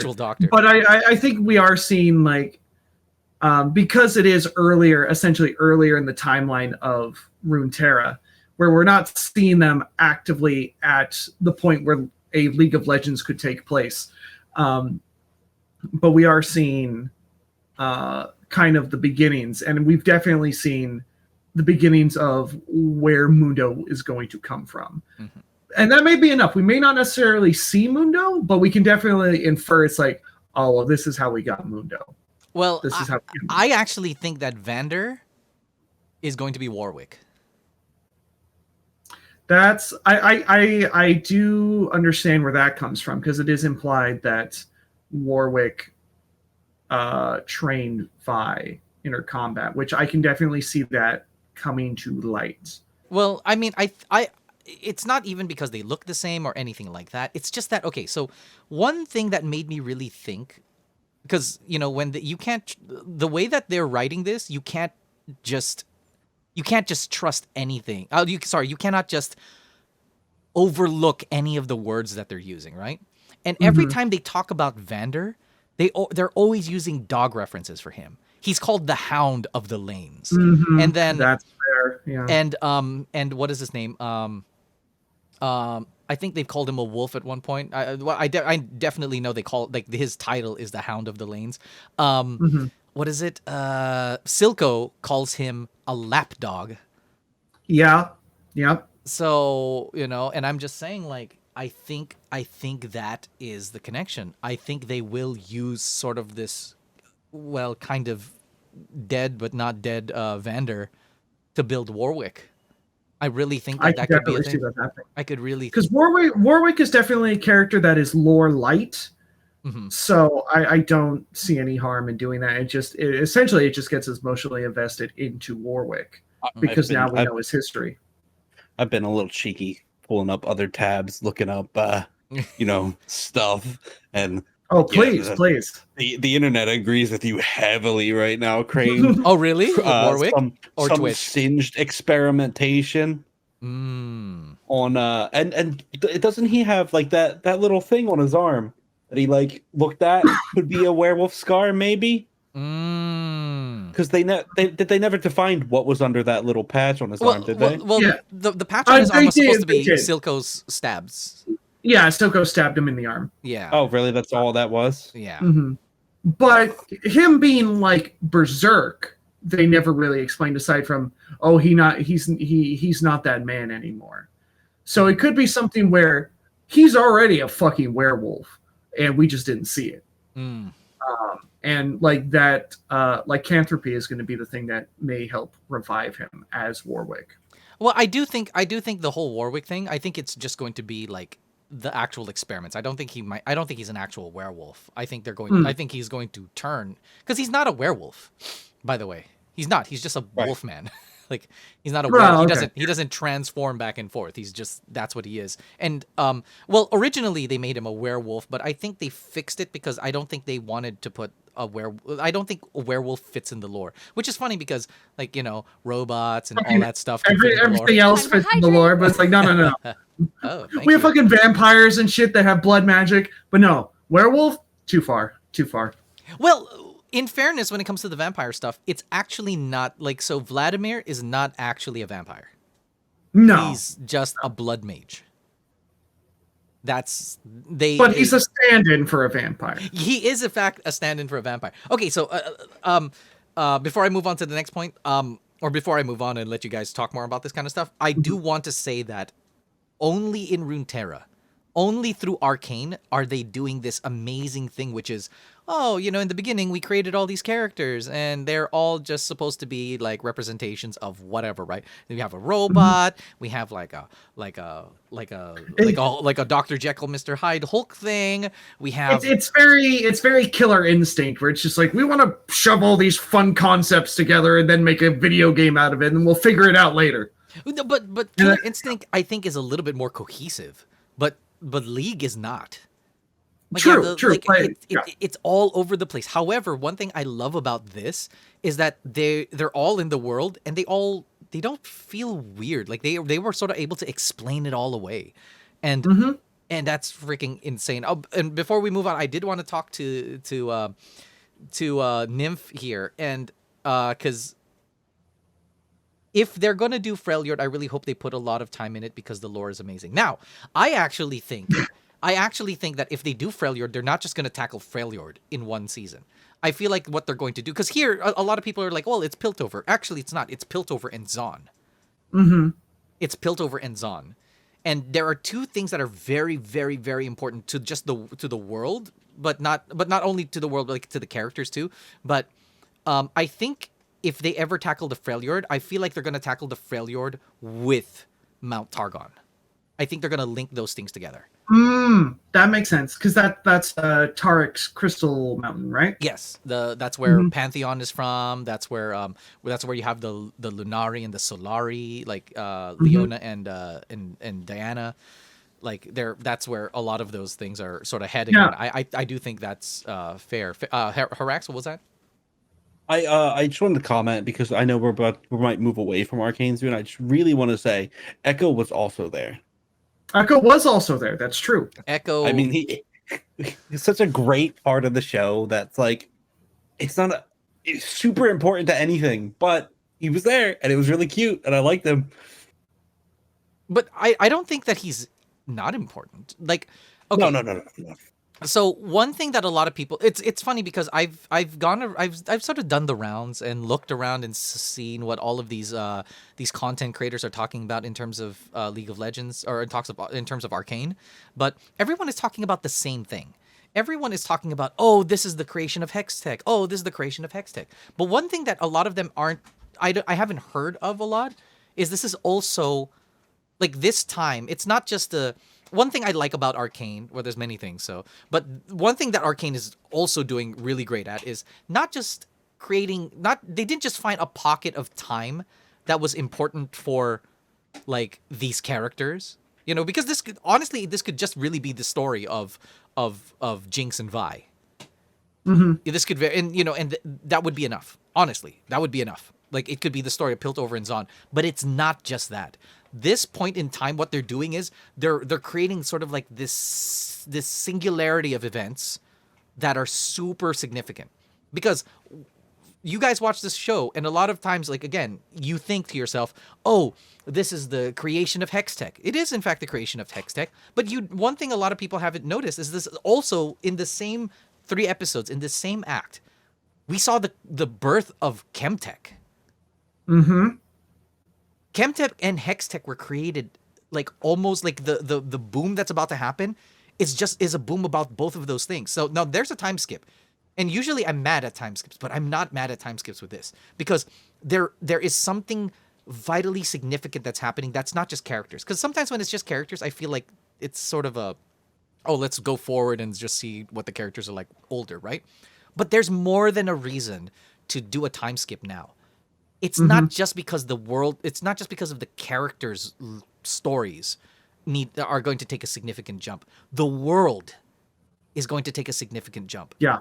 Right? Yeah. Now that this has happened, we were at the precipice of the creation of Hextech and Chemtech. So what does the world look like with this time skip? You get to see, we get to ruminate on, like, what does the world look like now with that kind of technology? And I also think I'm pretty spot on with this, because League of Legends also released they're 2 new dragons. So they're dragons in the game, and they're like, you know, the typical 4 dragons: the wind, mountain drake, fire, infernal drake, cloud drake, and ocean drake. Right?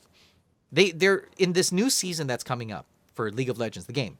They're coming up with the Hextech dragon and the Chemtech dragon. So this is perfect. So it's almost like, do you see how good Riot is at this shit? This is what Dissidia NT needed. Like, they're tying everything together. They're not just like, oh yeah, you know, we're gonna give you this we're gonna give you this pre-story, this prequel, essentially, right? This what is that called? I don't know why I'm losing it. What do you call this? Prologue. There we go. We're gonna give you this prologue of you know, Piltover and Zon and these characters and all of that. But it's not just that. It's also to remind you. You know, they're not gonna create a new event.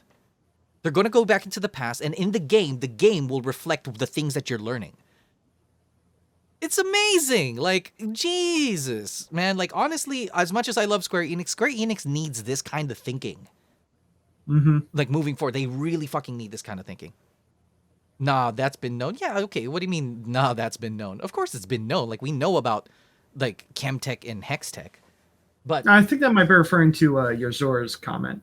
Which one? So nobody knew that Vi and Jinx were sisters until Arcane. No. I think people have known about Vi and Jinx. Okay, Bomis, welcome, by the way. No, I think people know about that, but even, and again, last thing I'll say before I move it on to the boys is, even if you know that, the way that Arcane is doing it, it's like all of this nitty gritty stuff. It's like, think about it. We know this is Jinx's origin story, but the journey into it is holy shit. Like, the things that she goes through, it's insane. And I do like how they're willing to go through, as much as there's a lot of sort of this archetype that you find in the stories, as much as you see that, like, they also go. They're also willing to go way farther than that. Thanks for the follow, man. But they're willing to go way far. They're willing to go way farther than that. This whole thing about Jinx being a Jinx. Like, I know I'm jumping right now. We'll go back, but I know I'm jumping right now. But I really want you guys. I want to know how you guys feel about this. They were about to succeed, and then Jinx literally jinxed it.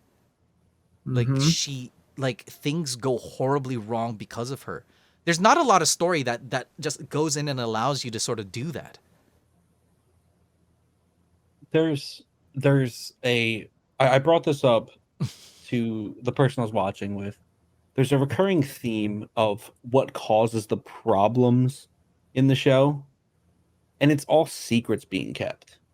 Whether it's 4 kids secretly going on a mission, or 2 people secretly talking behind Jinx's back and she overheard the conversation, or Jinx secretly sneaking out to go help, you know? Like, it's all based on, like, people just not giving each other information. Well, it's you know what I mean? Yeah, that's definitely true, but I also think that what they're leaning into here, which I think makes a good character story, is that it's in the name, character story. One of their main contentions is that it's not like a blame game, right? Because you can blame a lot of things. Like, people are saying, oh, you know, Jinx, if Jinx didn't fucking throw that bomb, blah, blah, blah, blah. Yeah, but if Vi didn't listen to Vander in the first place, you wouldn't have any of this mess. But the reason why things are the way they are is because the characters are that way.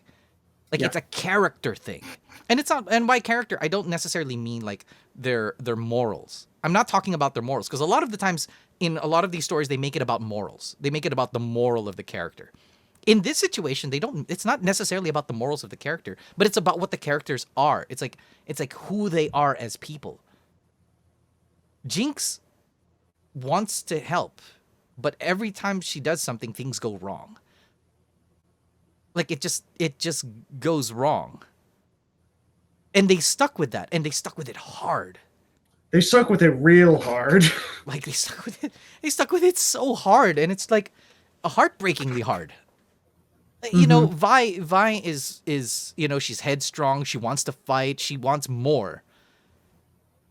And that's her character right now, you know? And the thing that I like about this, about all of this, the thing that this is doing, I think, pretty successfully, that makes me excited for the next 3 episodes, is they are making... It's not just the events. It's not just that people are lying to each other. It's not just that. It's the characters themselves. The question of who they are and what their tendencies are. That is also a problem. Right? The fact that Jinx is weak, but she wants to help. Time to hydrate. And she can't help but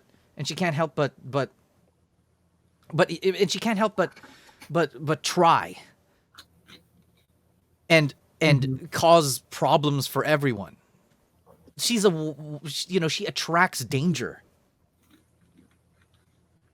And it's not even her fault. It has zero to do with her actions. Zero to do with her actions. You know, and then Vi being like this, you know, like, oh, you know, I'll do this. I'll save it with these hands, blah, blah, blah, blah, blah. She's like that. She's, you know, she's taking control. She's doing all of this.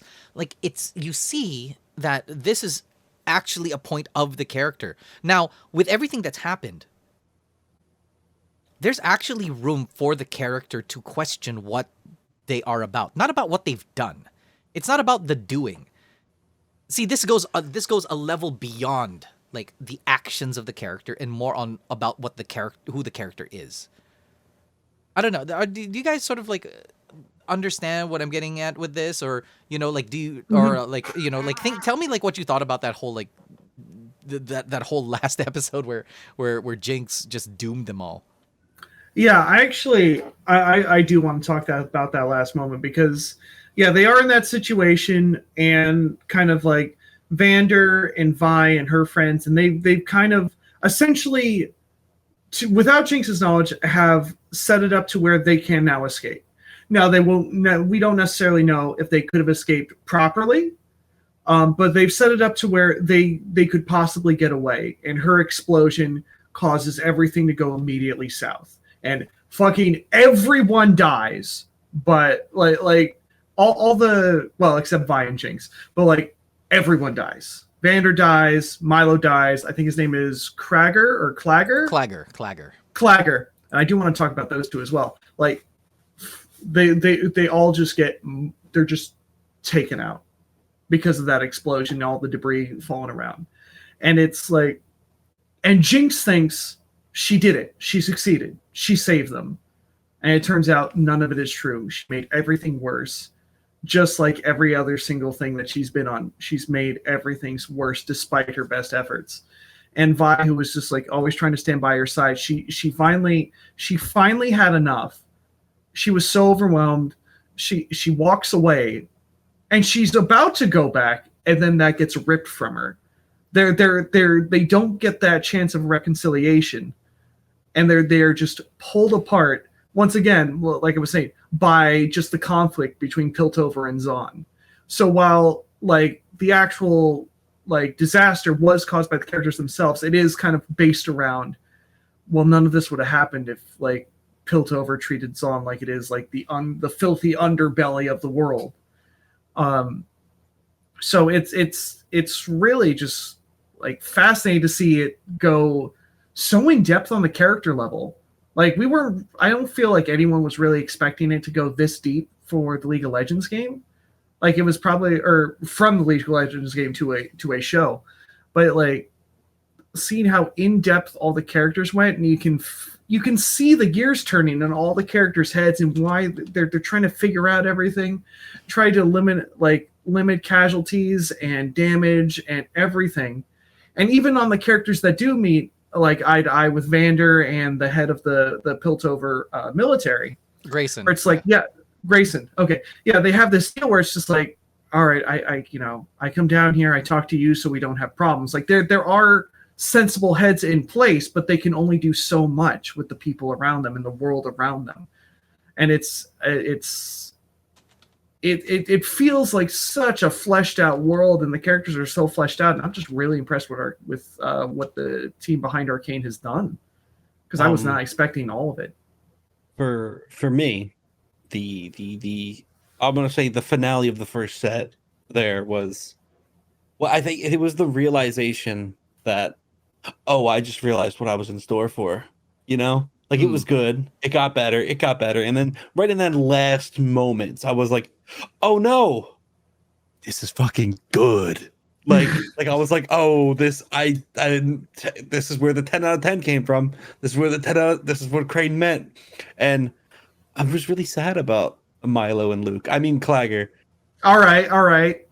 Call me out like that. No, and that's actually, I did want to talk about Clagger, because I really appreciated, and because I'm still a chubby guy, and usually I don't really care about on-screen representation, but the fact that like the fat kid wasn't the slowest, he like wasn't necessarily the smartest because he was like subservient to Vi. Like he was like, you could tell he was like supposed to be the smart one, but also during the fight he's taken out 2 guys by himself because he's the biggest kid. Like, I can appreciate that. That's what it's supposed to be like. I find that like, weird when they're just like, this big guy just gets his ass beat. I'm just like, what do you mean? He's like, but no, he's the a biggest different weight class. He's fighting 2 kids on his own. He's not the slowest. The slowest one is Powder, who's the youngest and the scrawniest, and is also carrying a heavy sack full of goods and stuff like that. And the tall fat kid is not the weakest one of the bunch, and I really appreciated that. And I was so sad when him and Milo got killed at the end. I think it's more than just that he is not like, what do you call it? He's not the weakest or whatever. He's actually really competent. In the very first, he's competent. He wasn't afraid of anything. He wasn't slow. He was just like, in terms of like, again, quote unquote representation. And for me, that's a buzzword. But when it comes down to I love that scene where right after Vi gets to the other, this is in the beginning. She gets to the other roof. Clagger immediately gets there and some, and he has like a cupcake. Yeah. like he immediately outshone Milo, which was great. It's just like, yeah, whatever. You nearly fell on your face. I made it just as fast as you, and I grabbed a cupcake. It's like, yes, he's a badass. Nice. He dies, but it's not his fault. So like, I really appreciated that. When I made the comparison between you and Clagger, it was not meant in an assaulting way. It was meant in the way that as soon as that dude spoke his first line, I was like, oh, that's Wedge. No, like I got that too. I'm like, I just enjoy how well he was treated. Like, they kill him off, but I really appreciate how well they treat him. Because like I said, like, I don't think about representation too much, but I'm like, oh my god, that's me when I was younger. Like, just fuck. I'm like, and he's voiced by, I believe, Roger Craig Smith, which I approve of. Yeah, and Milo is voiced by Yuri Lowenthal. Smart choice. Because what they needed, they put like one of their most veteran voice actors on the character that needed to be like a character that you disliked but also liked. And so they put Yuri in, and I think that was like one of the smartest things they could have done, where it's just like, we need to know that why those kids have a friendship with this guy, and they don't just like fucking kick his ass because he's an asshole. And as we've seen with like, with Johnny in Remake, and of course with Spider-Man, like Yuri is a safe guy to go with on where you need to cover like a wide range of like emotional content, and he can hit every single one of those notes. So. Just for the Final Fantasy crowd, because a lot of my viewers are actually Final Fantasy people. So am I. But League is one of my overlaps. And even if you don't like League, fucking Arcane is insane. Just a little thing. Who does Roger Craig Smith voice in the Final Fantasy verse? I know he voices somebody. Oh, most likely. I forgot. But Yuri Lowenthal is... I'll look it up while you chat. Yuri Lowenthal is the voice of Cecil in Final Fantasy IV. And what's interesting too, there's a lot of Final Fantasy voice actors in this. What's interesting is that, did you guys get this, Luke? Silco is voiced by Jason Spisak. That's Bart's. Yes. Yeah. He's voiced by which Bart. is That's insane. Which is it's intense. Like it's so good. Their voice cast was on point. Also, mad shout out to, I think it was JP Blanc on Vander. Oh my goodness, that was such a good call. Oh yeah, and yes, Pirate Sasuke is Cecil. Talk about safe, right? Mm-hmm. Right. They that's another one where it's just like they put a really veteran voice actor on like a new character for the show. He may become Warwick, but they put him on like a new character for the show to really carry it, to like carry the emotion there. And it was such a smart. Like, I don't know who's casting this show. They're damn good at their job. The voice director is damn good at their job. Yeah. And like I said it from in the top of this discussion where I said that I like it when Western shows, like when they're trying to do this kind of thing, and they really make the best use of the English language. I think this show does that. I think this show does that. You know, I'm sort of tired of quote unquote like sort of like American anime, where they're basically just trying to make they make characters sound like they were originally written in Japanese and then translated into English, and that really fucks with me. I really don't like that. As a voice actor, I really, really, really don't like that. If you're gonna write in English and you're here from the West, you're here in America or from England or whatever, then fucking like write with all the power of the English language. Man, freaking Shakespeare must be rolling with all the garbage like dialogue writing we've been having for a very long time. I don't mean that's sweepingly okay, but I'm just saying a lot, especially in the game sphere, you know, they tend to learn the wrong lessons from Japanese Japanese RPGs and stuff. Yeah. Like they're just learning the wrong things. I know a lot of people love Final Fantasy, but you know, one of the things that you shouldn't really be getting from Final Fantasy is dialogue. That's the reason why like I've always loved Final Fantasy 12. I've always liked Final Fantasy 12 because you know the localization team did exactly what they needed to do, switch up everything, right?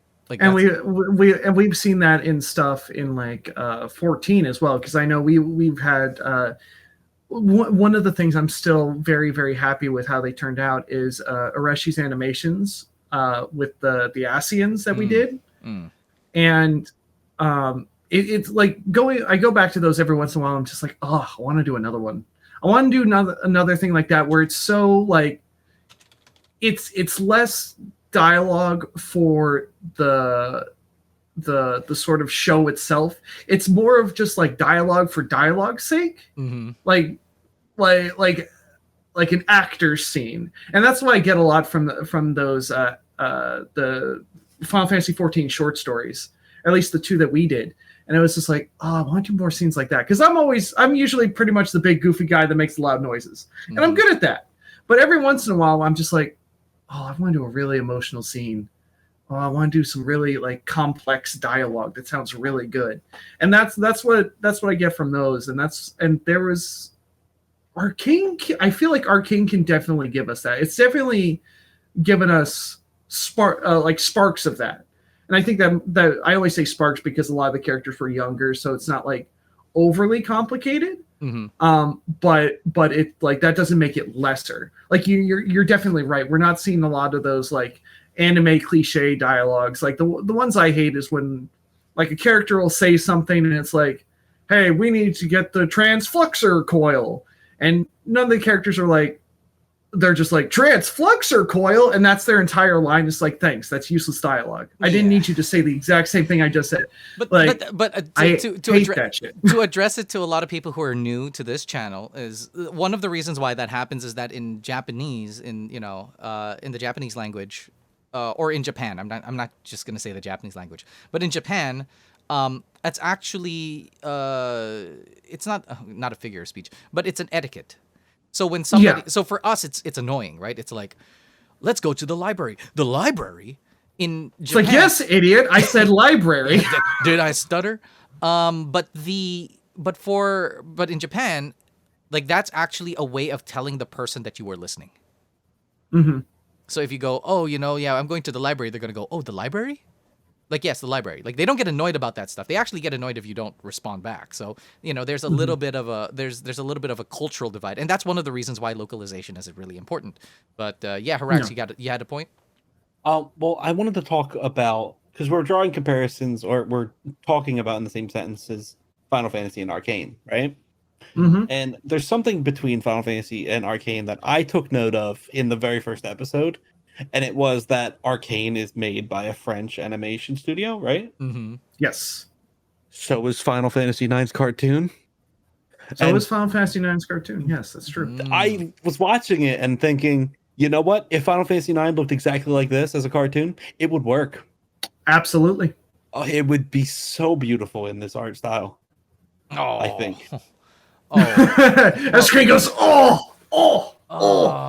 Because okay, so it's like it's I think it's sort of weird too. Like, I know I'm spouting a lot of stuff. Like, I really like Western stuff. I like Western cartoons, and I like English dubs, and all of those things. Well, I'm from Asia, and I came here to the States, and it's because I do think that as much as the world sees a lot of the great stuff that we're doing in Asia with anime and K-pop and all of that stuff, like, the West, when it uses the vast power of its own history and the vast power of its own, the history of its art, like, it's powerful, man. Like, it's really, really powerful. Like film, like the use of film, right? The use of continuity and montage and all of that stuff is like, it's so good. And to see this here, right? Like, and I know this might sound controversial, but one of the best CGI shows that I've seen on Netflix is actually Beastars, especially its music. Fucking yeah. So, I'm not telling everybody to watch. Actually, I am telling everybody you should watch it. Like, get over that furry shit. It's not really furry because they're all animals anyways. But it's like, it really does a great job. But Arcane, to me, has like toppled really anything that I've really seen on Netflix. Because you know how people were talking about Squid Games and people were talking about a lot of that stuff, but freaking Arcane, man, Arcane is like doing things. So when I was making sort of like that comparison, right? You look at Beastars and they're using 3D. They're using 3D, but they're still very much like encased or trapped into the sort of the compartmentalization of sort of like anime style. Oh, obviously they're doing something very different, which is, because they're doing 3D, they can actually do this sort of split screen where there's two characters looking, and they never do this in anime. I don't know if I'm ruining anime for anybody, but they don't do this in anime, which is a character will speak and then another character will react in real time while that character is speaking. That's actually a Western thing. That's not an Eastern thing. They don't do that in Japanese anime. They don't do that in very much a lot of Japanese anything. Like, what it normally is that a person will say something, and then they will cut to the person who is then going to react to that thing. Very, very seldomly do they show. Like, it's a very Western thing. Like, I'm telling you, like, you go to film school here, they'll tell you, like, this is sort of how to do it. It's not just important that you hear characters speak, but it's also important that you see characters react in real time. So while the words are coming out of that person's mouth, you see their face start to contort. You see that their jaw goes here, their eyes open up, because it tells you things that does not need to be relayed through speech. And Arcane does a fucking phenomenal job of that shit. I really am very happy with the fact that a lot of the information and the thing about it too, I'm getting ahead of myself, but the thing about it too is that a lot of animations, especially in Pixar and all of that, one of the problems that they have is that because they're animated, they unload a lot of their information through dialogue. Because it's just the easiest. I don't know if it's because it's the easiest thing to do, or maybe it's just a habit that they got used to. But that's one of the reasons why a lot of these CGI 3D films don't really feel like films in the traditional sense. Like, there is a lot of power in American filmmaking. This is the reason why Hollywood is like the biggest, in like movie industry in the world. Is because we have like like America has prided itself on being able to create like films that sort of where shot and motion speak for themselves. And I think that Arcane does that like in spades. They do a lot of those kinds of things like in spades. Yeah, Luke? And actually, on that point, because that very much reminds me of the commentary for The Incredibles. And Brad Bird has a commentary track on it, the director. And he'll talk about a lot of the quiet scenes in the movie where it's just like, we don't have anyone talking. We have like, we bring it in close. We have the characters just sort of like feel out these scenes. And the reason I bring this up is because it's, 3D animation. So it's like, so they're not having characters exposit dialogue at each other, information at each other all the time. They're having these characters that they're just letting their motions and their body language and their facial expressions tell the story to you. And of course, Pixar is really good at that because it's fucking Pixar. But I think that really reinforces your point where it's just like, yeah, we don't see that a lot in more Eastern styled shows. So just want to bring up that point.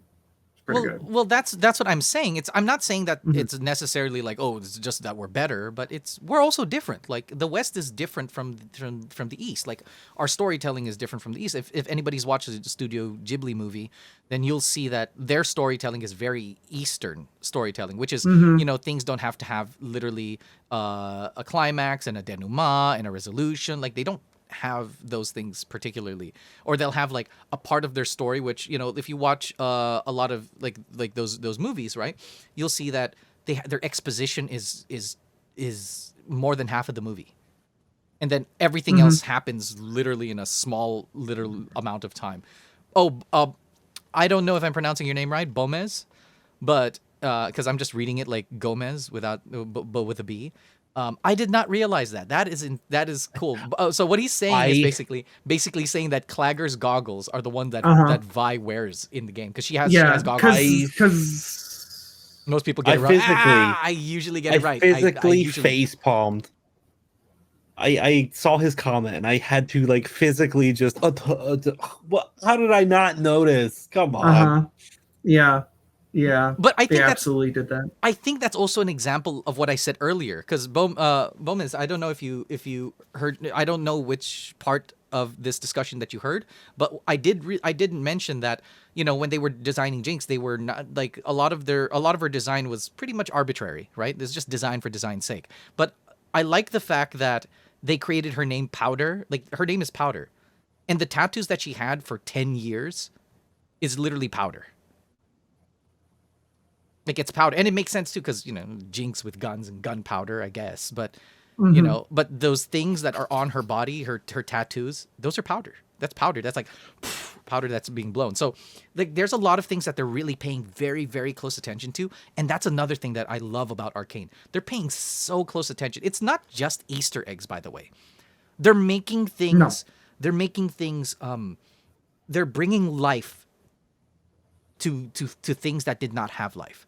So, for example, because of that single fact that Clagger's goggles, are on Vi, like I could never see Vi the same again.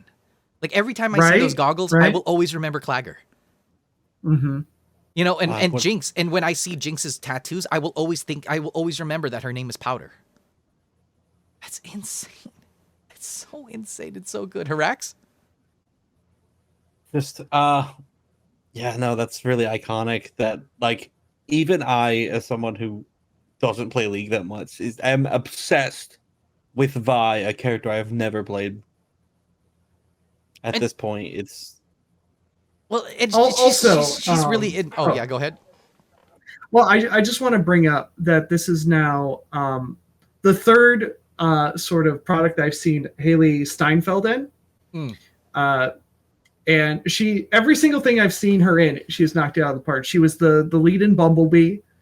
She's Gwen in Spider-Verse, and now she voices Vi in this show. And I'm just like, and she's going to be Kate Bishop in the new Hawkeye series. So I'm just like, I don't think you can go wrong with Haley Steinfeld. Honestly. Oh no, yeah, no. I think the only thing that I haven't, I think the only thing that I did not get from her is like, which is something you don't. When sort of actors are they sort of move over into voice acting, is just the guttural scream. I think that's one thing that I think that's something that you really learn to like. You need to spend some time in the craft like doing, but even so, like man, the way that she brings out emotion and everything, like Yeah. and the thing about it is that I know I know that I'm supposed to care about this, but I actually like forgot the fact that oh, this is a female protagonist. Like I actually forgot that shit watching the whole thing. I didn't think of her like I didn't think of her like that once. I was like, it's just Vi. It's just Vi is so fucking cool. Like man, and we did talk about Yozora. We do think that Vander will eventually become Warwick. Yeah. Yeah. Yeah. Bomez, I don't know if because I haven't really read up on it. Haraxmant here told me that it's actually quite a popular theory, but I theorized that Vander was going to be Warwick because of the language they were using. They were calling him the Hound of the Lanes, and then Silco was calling him a lap dog. So looking at the way that they're writing, I don't think that they're going to. I think that everything that they're saying is significant. It's just like Luke's gonna love this. It's just like when Jace and Victor were just like, crank it. Yes, crank it. Like, that has something to do with Blitzcrank. That's got something to do with Blitzcrank. Because in I don't know if this was original lore, but it was established that Victor is actually the creator of Blitzcrank, but he didn't get credited for it. So and Blitzcrank is my favorite champion in League. Of course, I enjoy the robot guy. Omega Optimus Supreme likes the robot. So I'm just like, I want to. We got 6 more episodes in this season. I want to see Blitzcrank. I think he's going to be the big sort of like they're making Hex Tech, and then the next step during like maybe the next three episodes is like, okay, we've mastered Hex Tech. Now what if we start making like consciousness AIs out of it? Like that's we can turn into weapons and go boom boom bang. That's cool. But what if we can start making it think? And I'm like, oh, I want Blitzcrank. Oh, give me Blitzcrank. Crank it. Absolutely crank it. Also, on Haraxmant's point, I don't think Echo is insignificant in this. I feel like because if for those of you who don't really know Echo's story, his story is that he uses Hex Tech technology. He uses Hex Tech technology to allow him to go back in time. I do not think that they're going to Infinity Wars this shit. I don't think that is. Yeah. But I think it gives him like motivation to want to change like the past. So what was it, Harax? You look so excited. I just want to point out that I did not say he was insignificant, just that he wasn't super significant to the story. Oh no, yeah, no, but what I'm saying is that actually I think he's more significant than people think. Because he's in a very similar situation where his mentor / father figure was killed off too. We lost Benzo. He was killed by Not Mundo. So it's like, he's in a very similar situation to both Vi and Jinx / Powder. So it'll be, they can easily build on him in the next 3 to 6 episodes as well. And like, he felt very natural to just have him in there with the sisters and everyone else. Like, it didn't feel, it's like, oh, they smushed in Echo there. It's like, no, he's just there, and they know him, they hang out, and it everything felt really good. Like, it's kind of hard to explain like that. It's just like everything, they made it melt together very, very good. And again, the entire behind the scenes team, I think, deserves a lot of credit. Oh, most definitely. The story, the casting director, the story team, obviously the art team, the animator, like everything was just really, really good. Oh, and I'm happy to see it. You know what's funny? One of my first questions. This will be one of the last things I'll say. One of my. I'm pretty sure this is not the end of us talking about Arcane. Most definitely not. Oh no, no, because we got another 3 episodes on Saturday, so we're definitely gonna fucking talk about this shit.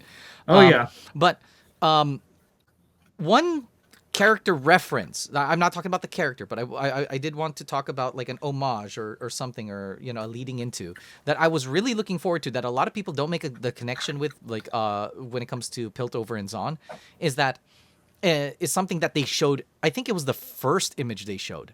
So do you guys remember the first image they showed in Arcane in episode 1? Was it the bridge fight, correct? Yes, but the first thing they showed was like the statue of a woman, or like her face in the arc, right? In the arcs around yeah. So I don't know if you guys know this. Not a lot of people do, but that is supposed to be Janna. Which we know. Okay, yeah, and she's definitely a character affiliated with that. Yeah. Okay. Because she is actually sort of like the goddess. Mm-hmm. She's like the goddess that the Zonites worship. Yeah, I'm sure on a rewatch I probably would have caught that, but yeah. Yeah. Well, it doesn't really look like Janna, but I'm just glad that that's the first thing they did, because that's very very like leaning in towards the lore. Because remember that whole story I told you about, like Piltover and Zon, Janna actually did, like, as a god, like quote unquote, like come in and like intervened with what they were doing to save the people, because they were with creating that canal, or creating that river that goes through Piltover. The whole reason why it's called Piltover, the Pilt. By creating that, like, Janna actually did, like, save the people. And and the one thing that sort of I don't know if you guys are aware of this, but another thing that separates Piltover and Zon is that you saw that in Piltover they have this very a very antagonistic relationship with magic, right? Yes. Yes. And if you notice in Zon, they don't really have that problem. And in fact, what's happening is that in Piltover, they don't worship any patron gods. But in Zon, they worship Janna. They still worship Janna. It's not like they used to. Like, they still worship Janna because, Janna helped them once before. And it's also to show that the Piltovers, or the Piltovans, or whatever they're supposed to be called, they are essentially atheists. And the Zonites are essentially theists. Like, that's kind of another difference that, outside of, like, the class struggle or whatever that it is that's being portrayed here. But yeah, Harax? So I just had a general question, as I'm not a go-to fan of League of Legends. What relation outside of biography does Dr. Mundo have to Echo, if any? I don't like, really... Is one a counterpick to the other or anything like that? Maybe in the past, but not anymore, because Mundo now has this like ridiculous thing where he can stop crowd control on himself. The reason I ask, right, and this is why I even bring it up. I wanted to read into Dr. Mundo's biography, right? So I did. I pulled up a tab. I read it. It's cool. But the only listed related champ to Dr. Mundo is Echo. Oh. And on Echo's page, he has 3 related champs. So it's like, that's a little strange. Why is Dr. Mundo's only related champ Echo? Well, it could also be that they are they're rivals. They could be rivals in a way. So there's no mention in the backstories, but yeah, I was just like, but I think it's just one of those things. I just think it's one of those things that they're going to do. So I mean, yeah. Well, just so you maybe they're being a little hinty on the on the website. I mean, when I looked at Benzo, I thought to myself, Mundo? No, because I know that Mundo has to actually be like a scientist or something like that. Yeah, like he's a doctor at the asylum. That actually, I did read that backstory. Mundo's official backstory, as of right now, is that he was admitted to the asylum and mistook himself for a doctor. He's doctor. Like, a white coat. I must be a doctor. He's actually a brute that was admitted because he's just big and buff, and they were like, oh, he was type guy. So that could actually lend credence to the whole Vander thing. Although I do think the Vander Warwick thing would be better. I just think it'd be better. I think I would definitely, it would definitely break my heart if Vander all of a sudden was sort of relegated to a champion. That was what got me. I'm just like, oh, they put so much emotional effort into Vander, then just to turn him into Mundo. I wouldn't like. see I him love being Mundo, but that feels like in the wording of the background specifically for Mundo, it mentions like you remember the big guy that Vi like knocked out one shot. The wording of Mundo's background places him on that guy. He's just a big brute that worked as a henchman. So he could still be. And he was also knocked into the chem lab where that big explosion happened. So he could have survived and become Mundo. That's very possible. Could be Mundo. That's true. That's definitely true. Oh, look at that. Although, Mundo, that dude was like bald and tattooed and piercing. And Mundo's not. So, well, it could be another grunt. It could be literally just another. Yeah. Bottom line, Mundo is Harley Quinn, not Jinx. Yeah, Jinx is not Harley Quinn. I'm just all in for Mundo. I'm waiting for the Mundo appearance. I want to know who becomes Mundo because we know it's happening. Well, if we don't see Mundo, I'll be very, very shocked. The character that I was actually really, really looking like I was trying to like look for writings on the wall, anything that I could find, is I was looking for Camille. I was really looking for Camille. I was really, really looking for Camille. And another thing that was kind of weird is that according to the lore, Jace. According to the lore, Camille brought the Hex Tech cores, like the things that they use, those little blue crystals. She was the one who brought them into Piltover from Shurima.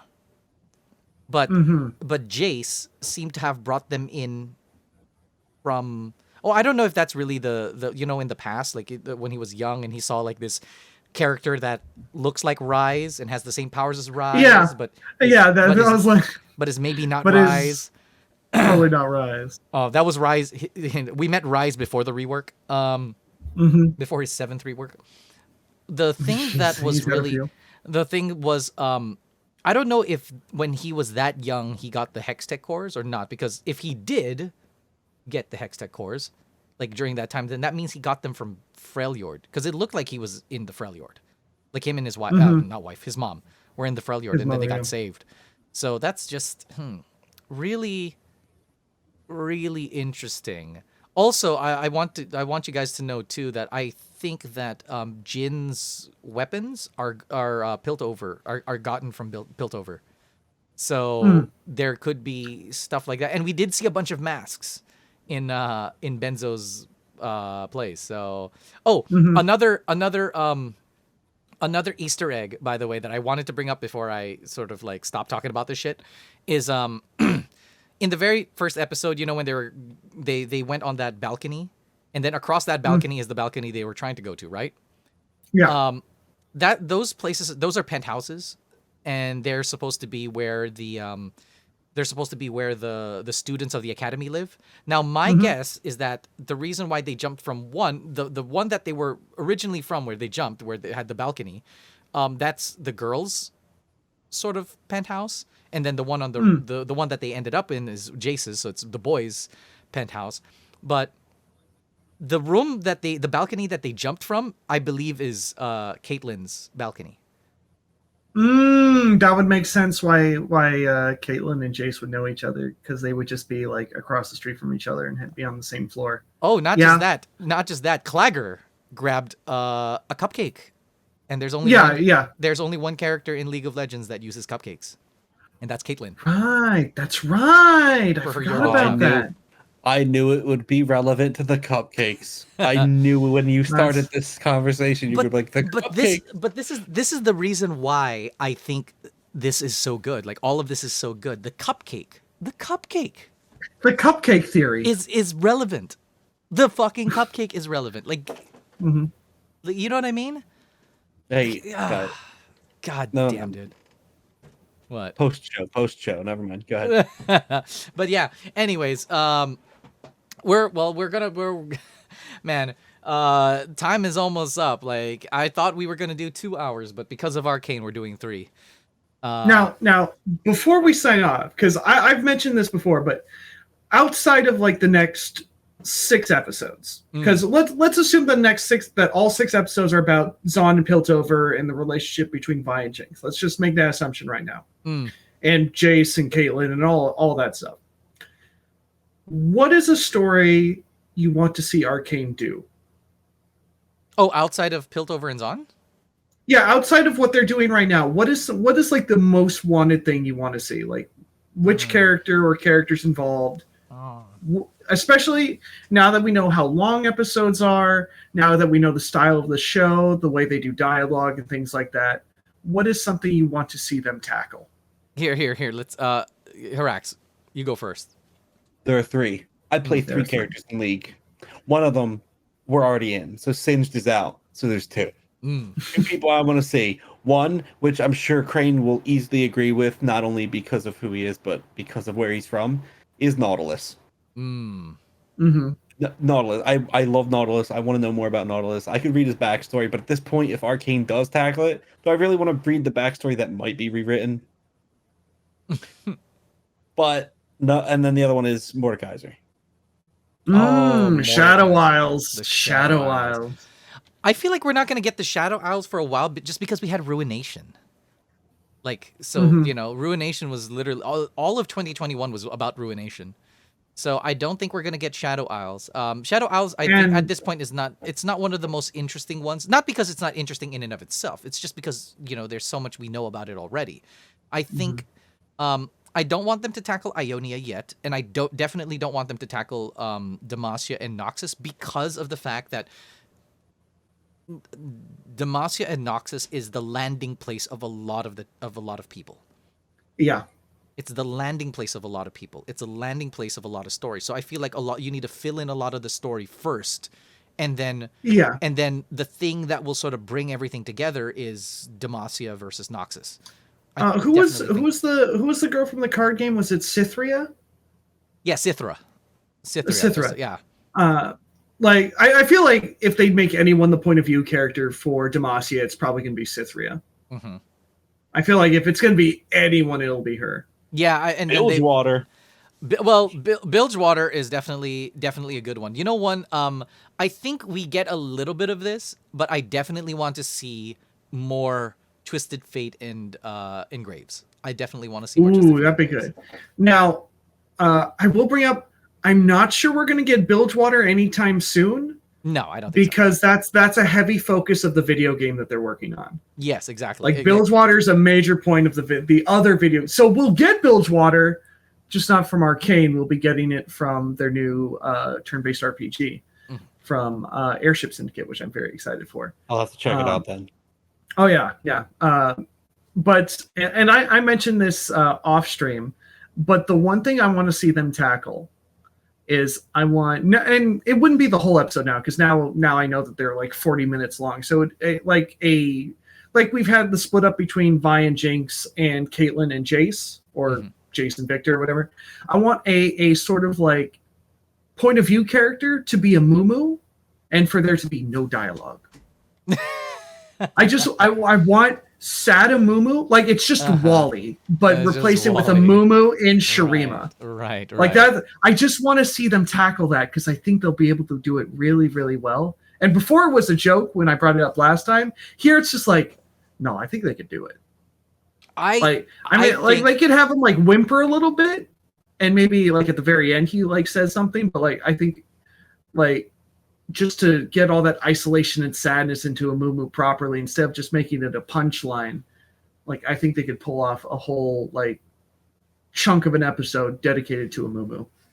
Now, what I do think they're actually going to do, which would probably be smart, is after they take on Piltover and Zahn, I do think that a better story for them to move on to would be Shurima. Especially if they do that connection, like they kind of use it a handing off point at the end where it's like Jace did get the stuff from Camille from Shurima, and then they kind of use that as like a bridge to like the next season is about Shurima. Yeah, they could do something like that. And what's funny is that, because for me it's always like two places. So that's why I thought that if they do Freljord, they will do Mount Targon and Freljord. If they do Demacia, they'll do Demacia and Noxus.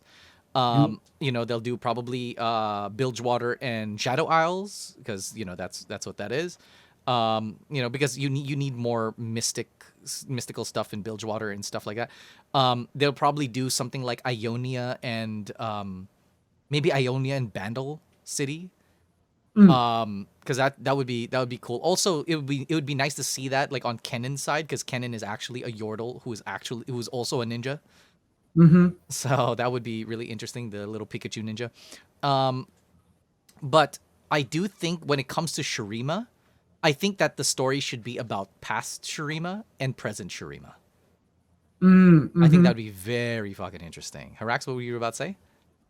I was going to say, you said that most people end up landing in Demacia, right? They could just do the thing where about the time we get to episode 9, which is the end of season 1, I'm assuming now. They're hitting Demacia, and then like next seasons it's like switch over. Here's a different storyline that's also going to end in Demacia. Here's another one. I think that would be cool. Oh, also, like, because they're the big question marks you have in the world right now for Runeterra, for me, all right? The big questions you have in the world of Runeterra that I, as somebody who reads up on the lore, really want to see or really want to know more about is definitely Bandle City, Shurima, and Mount Targon. Like, those are the places that I think really, really, really needs it. Like, do you think if they do Mount Targon, will we see Aurelian Soul? I think you would have musings of Aurelian Soul. Definitely people like Pantheon, definitely like Leona and Diana, which is already like a great story. Yeah. There's like people even ship them together and all that stuff. I mean, all of that stuff could be interesting, right? But I really do want to see Mount Targon. Also because I want to know what is in Mount Targon. And I also want to know about the Watchers in Freljord. Like, what is the relationship of the Watchers and Freljord? The Watchers are, like, supposed to be, like, these... It's like what Vel'Koz looks like, Like, because, and they teased a little bit about here... Okay, so the reason why the world is called... The series is called Arcane is because it belongs in this world called Runeterra. And the thing is, there are these things called the World Runes, which is sort of equivalent to, like, the Infinity Stones or whatever. That, those are the things that sort of, like, imbue... Runeterra with its like power, with its with its wonder. So and I know that this Arcane, like, remember with Jace, the thing that inspired him to create Hextech was the fact that he met a rune mage who is Rise, not Rise, maybe Rise, but I thought the same thing. Rise. He even had the same ult as Rise. Like, I was Malzahar. No. No, but he even did the same ult. That is essentially the same ult, right? Like, Rise's most recent ult is that he can bring like an AoE of people of anything in it somewhere else, and that's exactly what happened.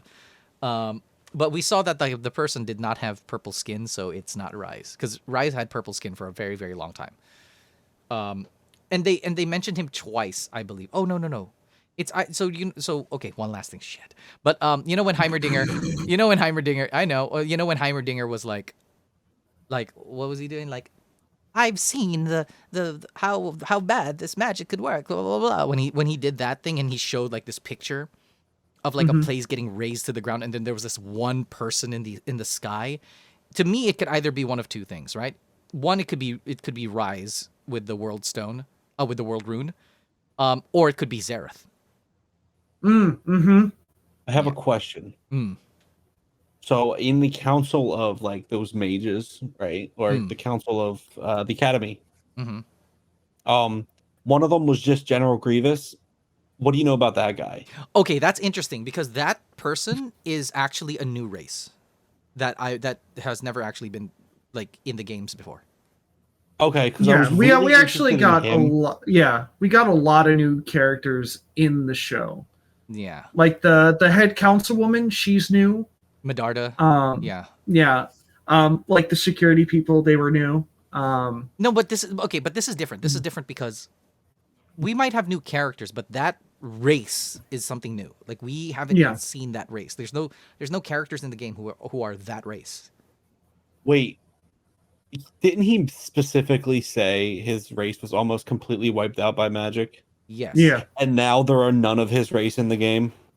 Maybe that's why, but I don't know if they're supposed to be extinct, but because we did see a couple of I think it's their people in the lanes in the first episode. Mhm. That they were wearing like the big saucer hat, and they had like masks on. So I think that's them. It's either that or And- those are just Ionians dressed up. So Yeah, and he might have something to do with Victor because of the face mask thing. Because Victor does get that, so maybe not like super involved, but maybe like he might kill him off, and that's why Victor maybe he uses that as inspiration for his face mask and things like that. Because we know he's eventually going to start upgrading his dilapidated body with hex tech. Yeah, So- he's supposed to be a transhumanist, sort of, right? Mhm. Where what he's doing is that, because he even said it, like, oh, I'm crippled and stuff like that. And the first thing he's going to try to do is try to help people with like prosthetic and everything like that. But he's soon enough going to replace parts of his body, and because that is his quote unquote. Sorry, I had to prepare. Glorious revolution. That's sort of Victor's thing. That's what he wants. And on a little bit of a side note, I do enjoy the fact that even though we know that Victor's sort of kind of like a bad guy, I love how they draws Victor with like such like kind eyes. Yeah, like we're definitely gonna be seeing the slow like degradation of his character. There we go. Yeah, of his character. His descent. His descent. There you go. Well, Yeah, that's the end it'll of my be. questioning. Like, I'm I'm done. looking forward to it. And that was the end for need to you, look. Harax? Yeah, I need to let Crane close out. I can't keep asking more questions. Save it for Post-show? Post-show? We have a post show and all of that stuff. Because guys, remember, for those of you who are just coming in here, this show actually goes straight onto YouTube. This is actually a talk show. You walked into a talk show, people. At least we're trying to be. Please help us, please. But yeah, so I actually had more games, but I knew that Arcane was going to take up all my damn time.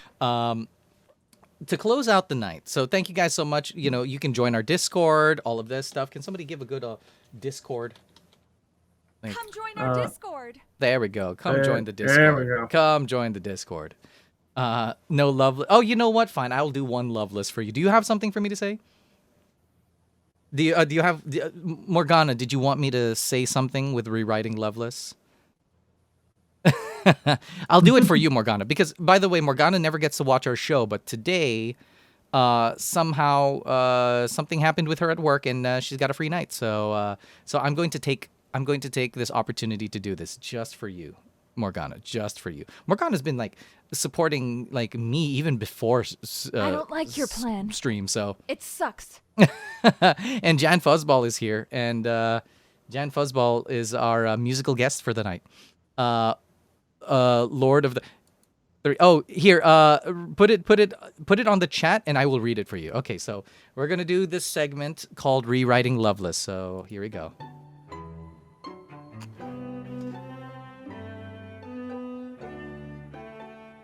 Bomez, I know. I was trying very hard not to talk about the Heart of Gold and Leandri's mask, Leandri's torment. But yes.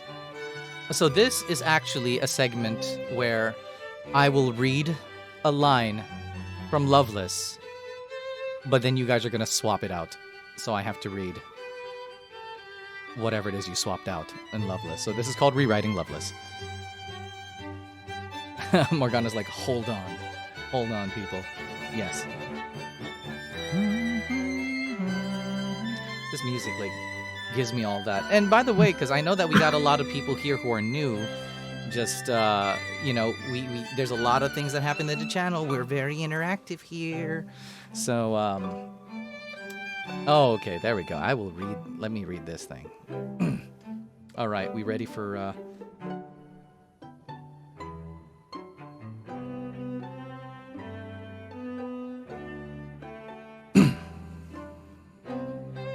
Infinite in mystery is the gift of the goddess. We seek it thus and take to the skies. Ripples form on the water's surface. The wandering soul knows no rest. 3 rings for the elven kings under the sky. 7 for the dwarf lords in their halls of stone. 9 for the mortal men doomed to die. 1 for the Dark Lord on his throne in the land of Mordor where the shadows lie. 1 ring to rule them all. 1 ring to find them. 1 ring to bring them all, and the darkness bind them. In the land of Mordor where the shadows lie.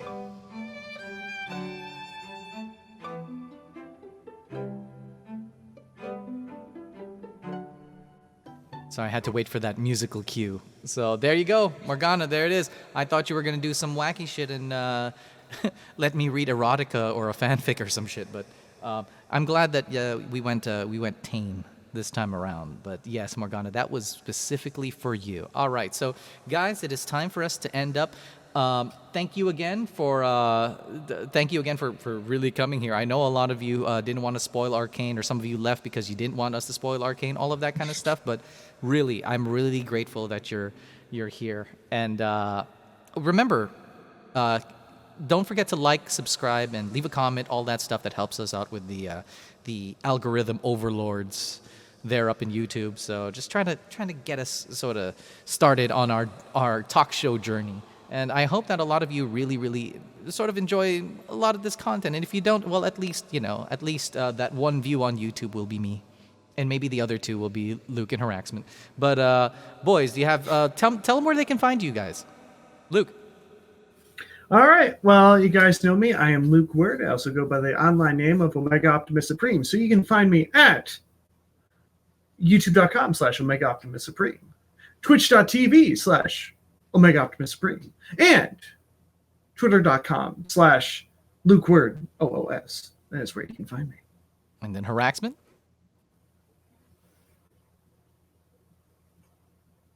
Haraxmant? There we go. Oh, I can't hear you. We can't hear you, bro.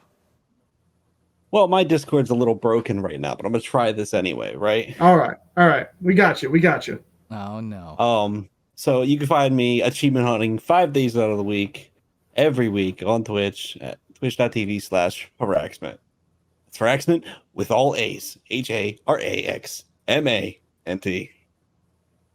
Yes, guys. And that's Haraxmant, not harassment. Okay? He had to put the man in there. But yes, so guys, thank you guys so much. To close out the night, here are the musical talents of Miss JANFUZZBALL, and that would be it. The credits are gonna roll and all that stuff. So thank you guys so much. Have a good time, and I'll see you guys again on Friday. Peace out.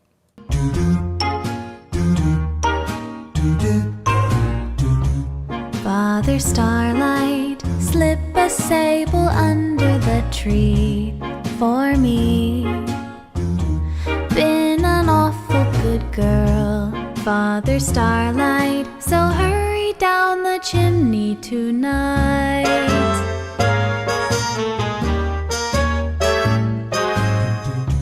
Father Starlight, I'd love a purebred chocobo too, light blue.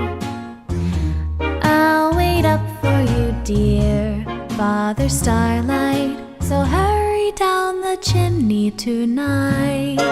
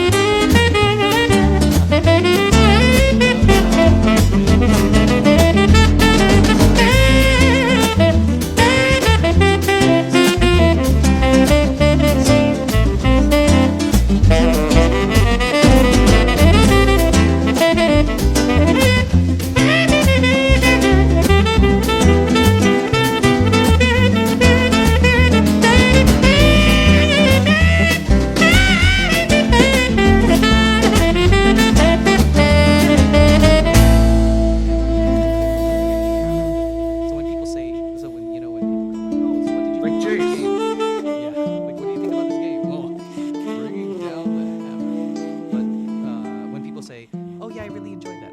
I'm the guy who goes. But why though? But what did you enjoy about it? What? You know, like, I'm that guy. Like I'm that guy in our communities. Yeah, no, and like I enjoy picking up on really small details. Hi guys, look,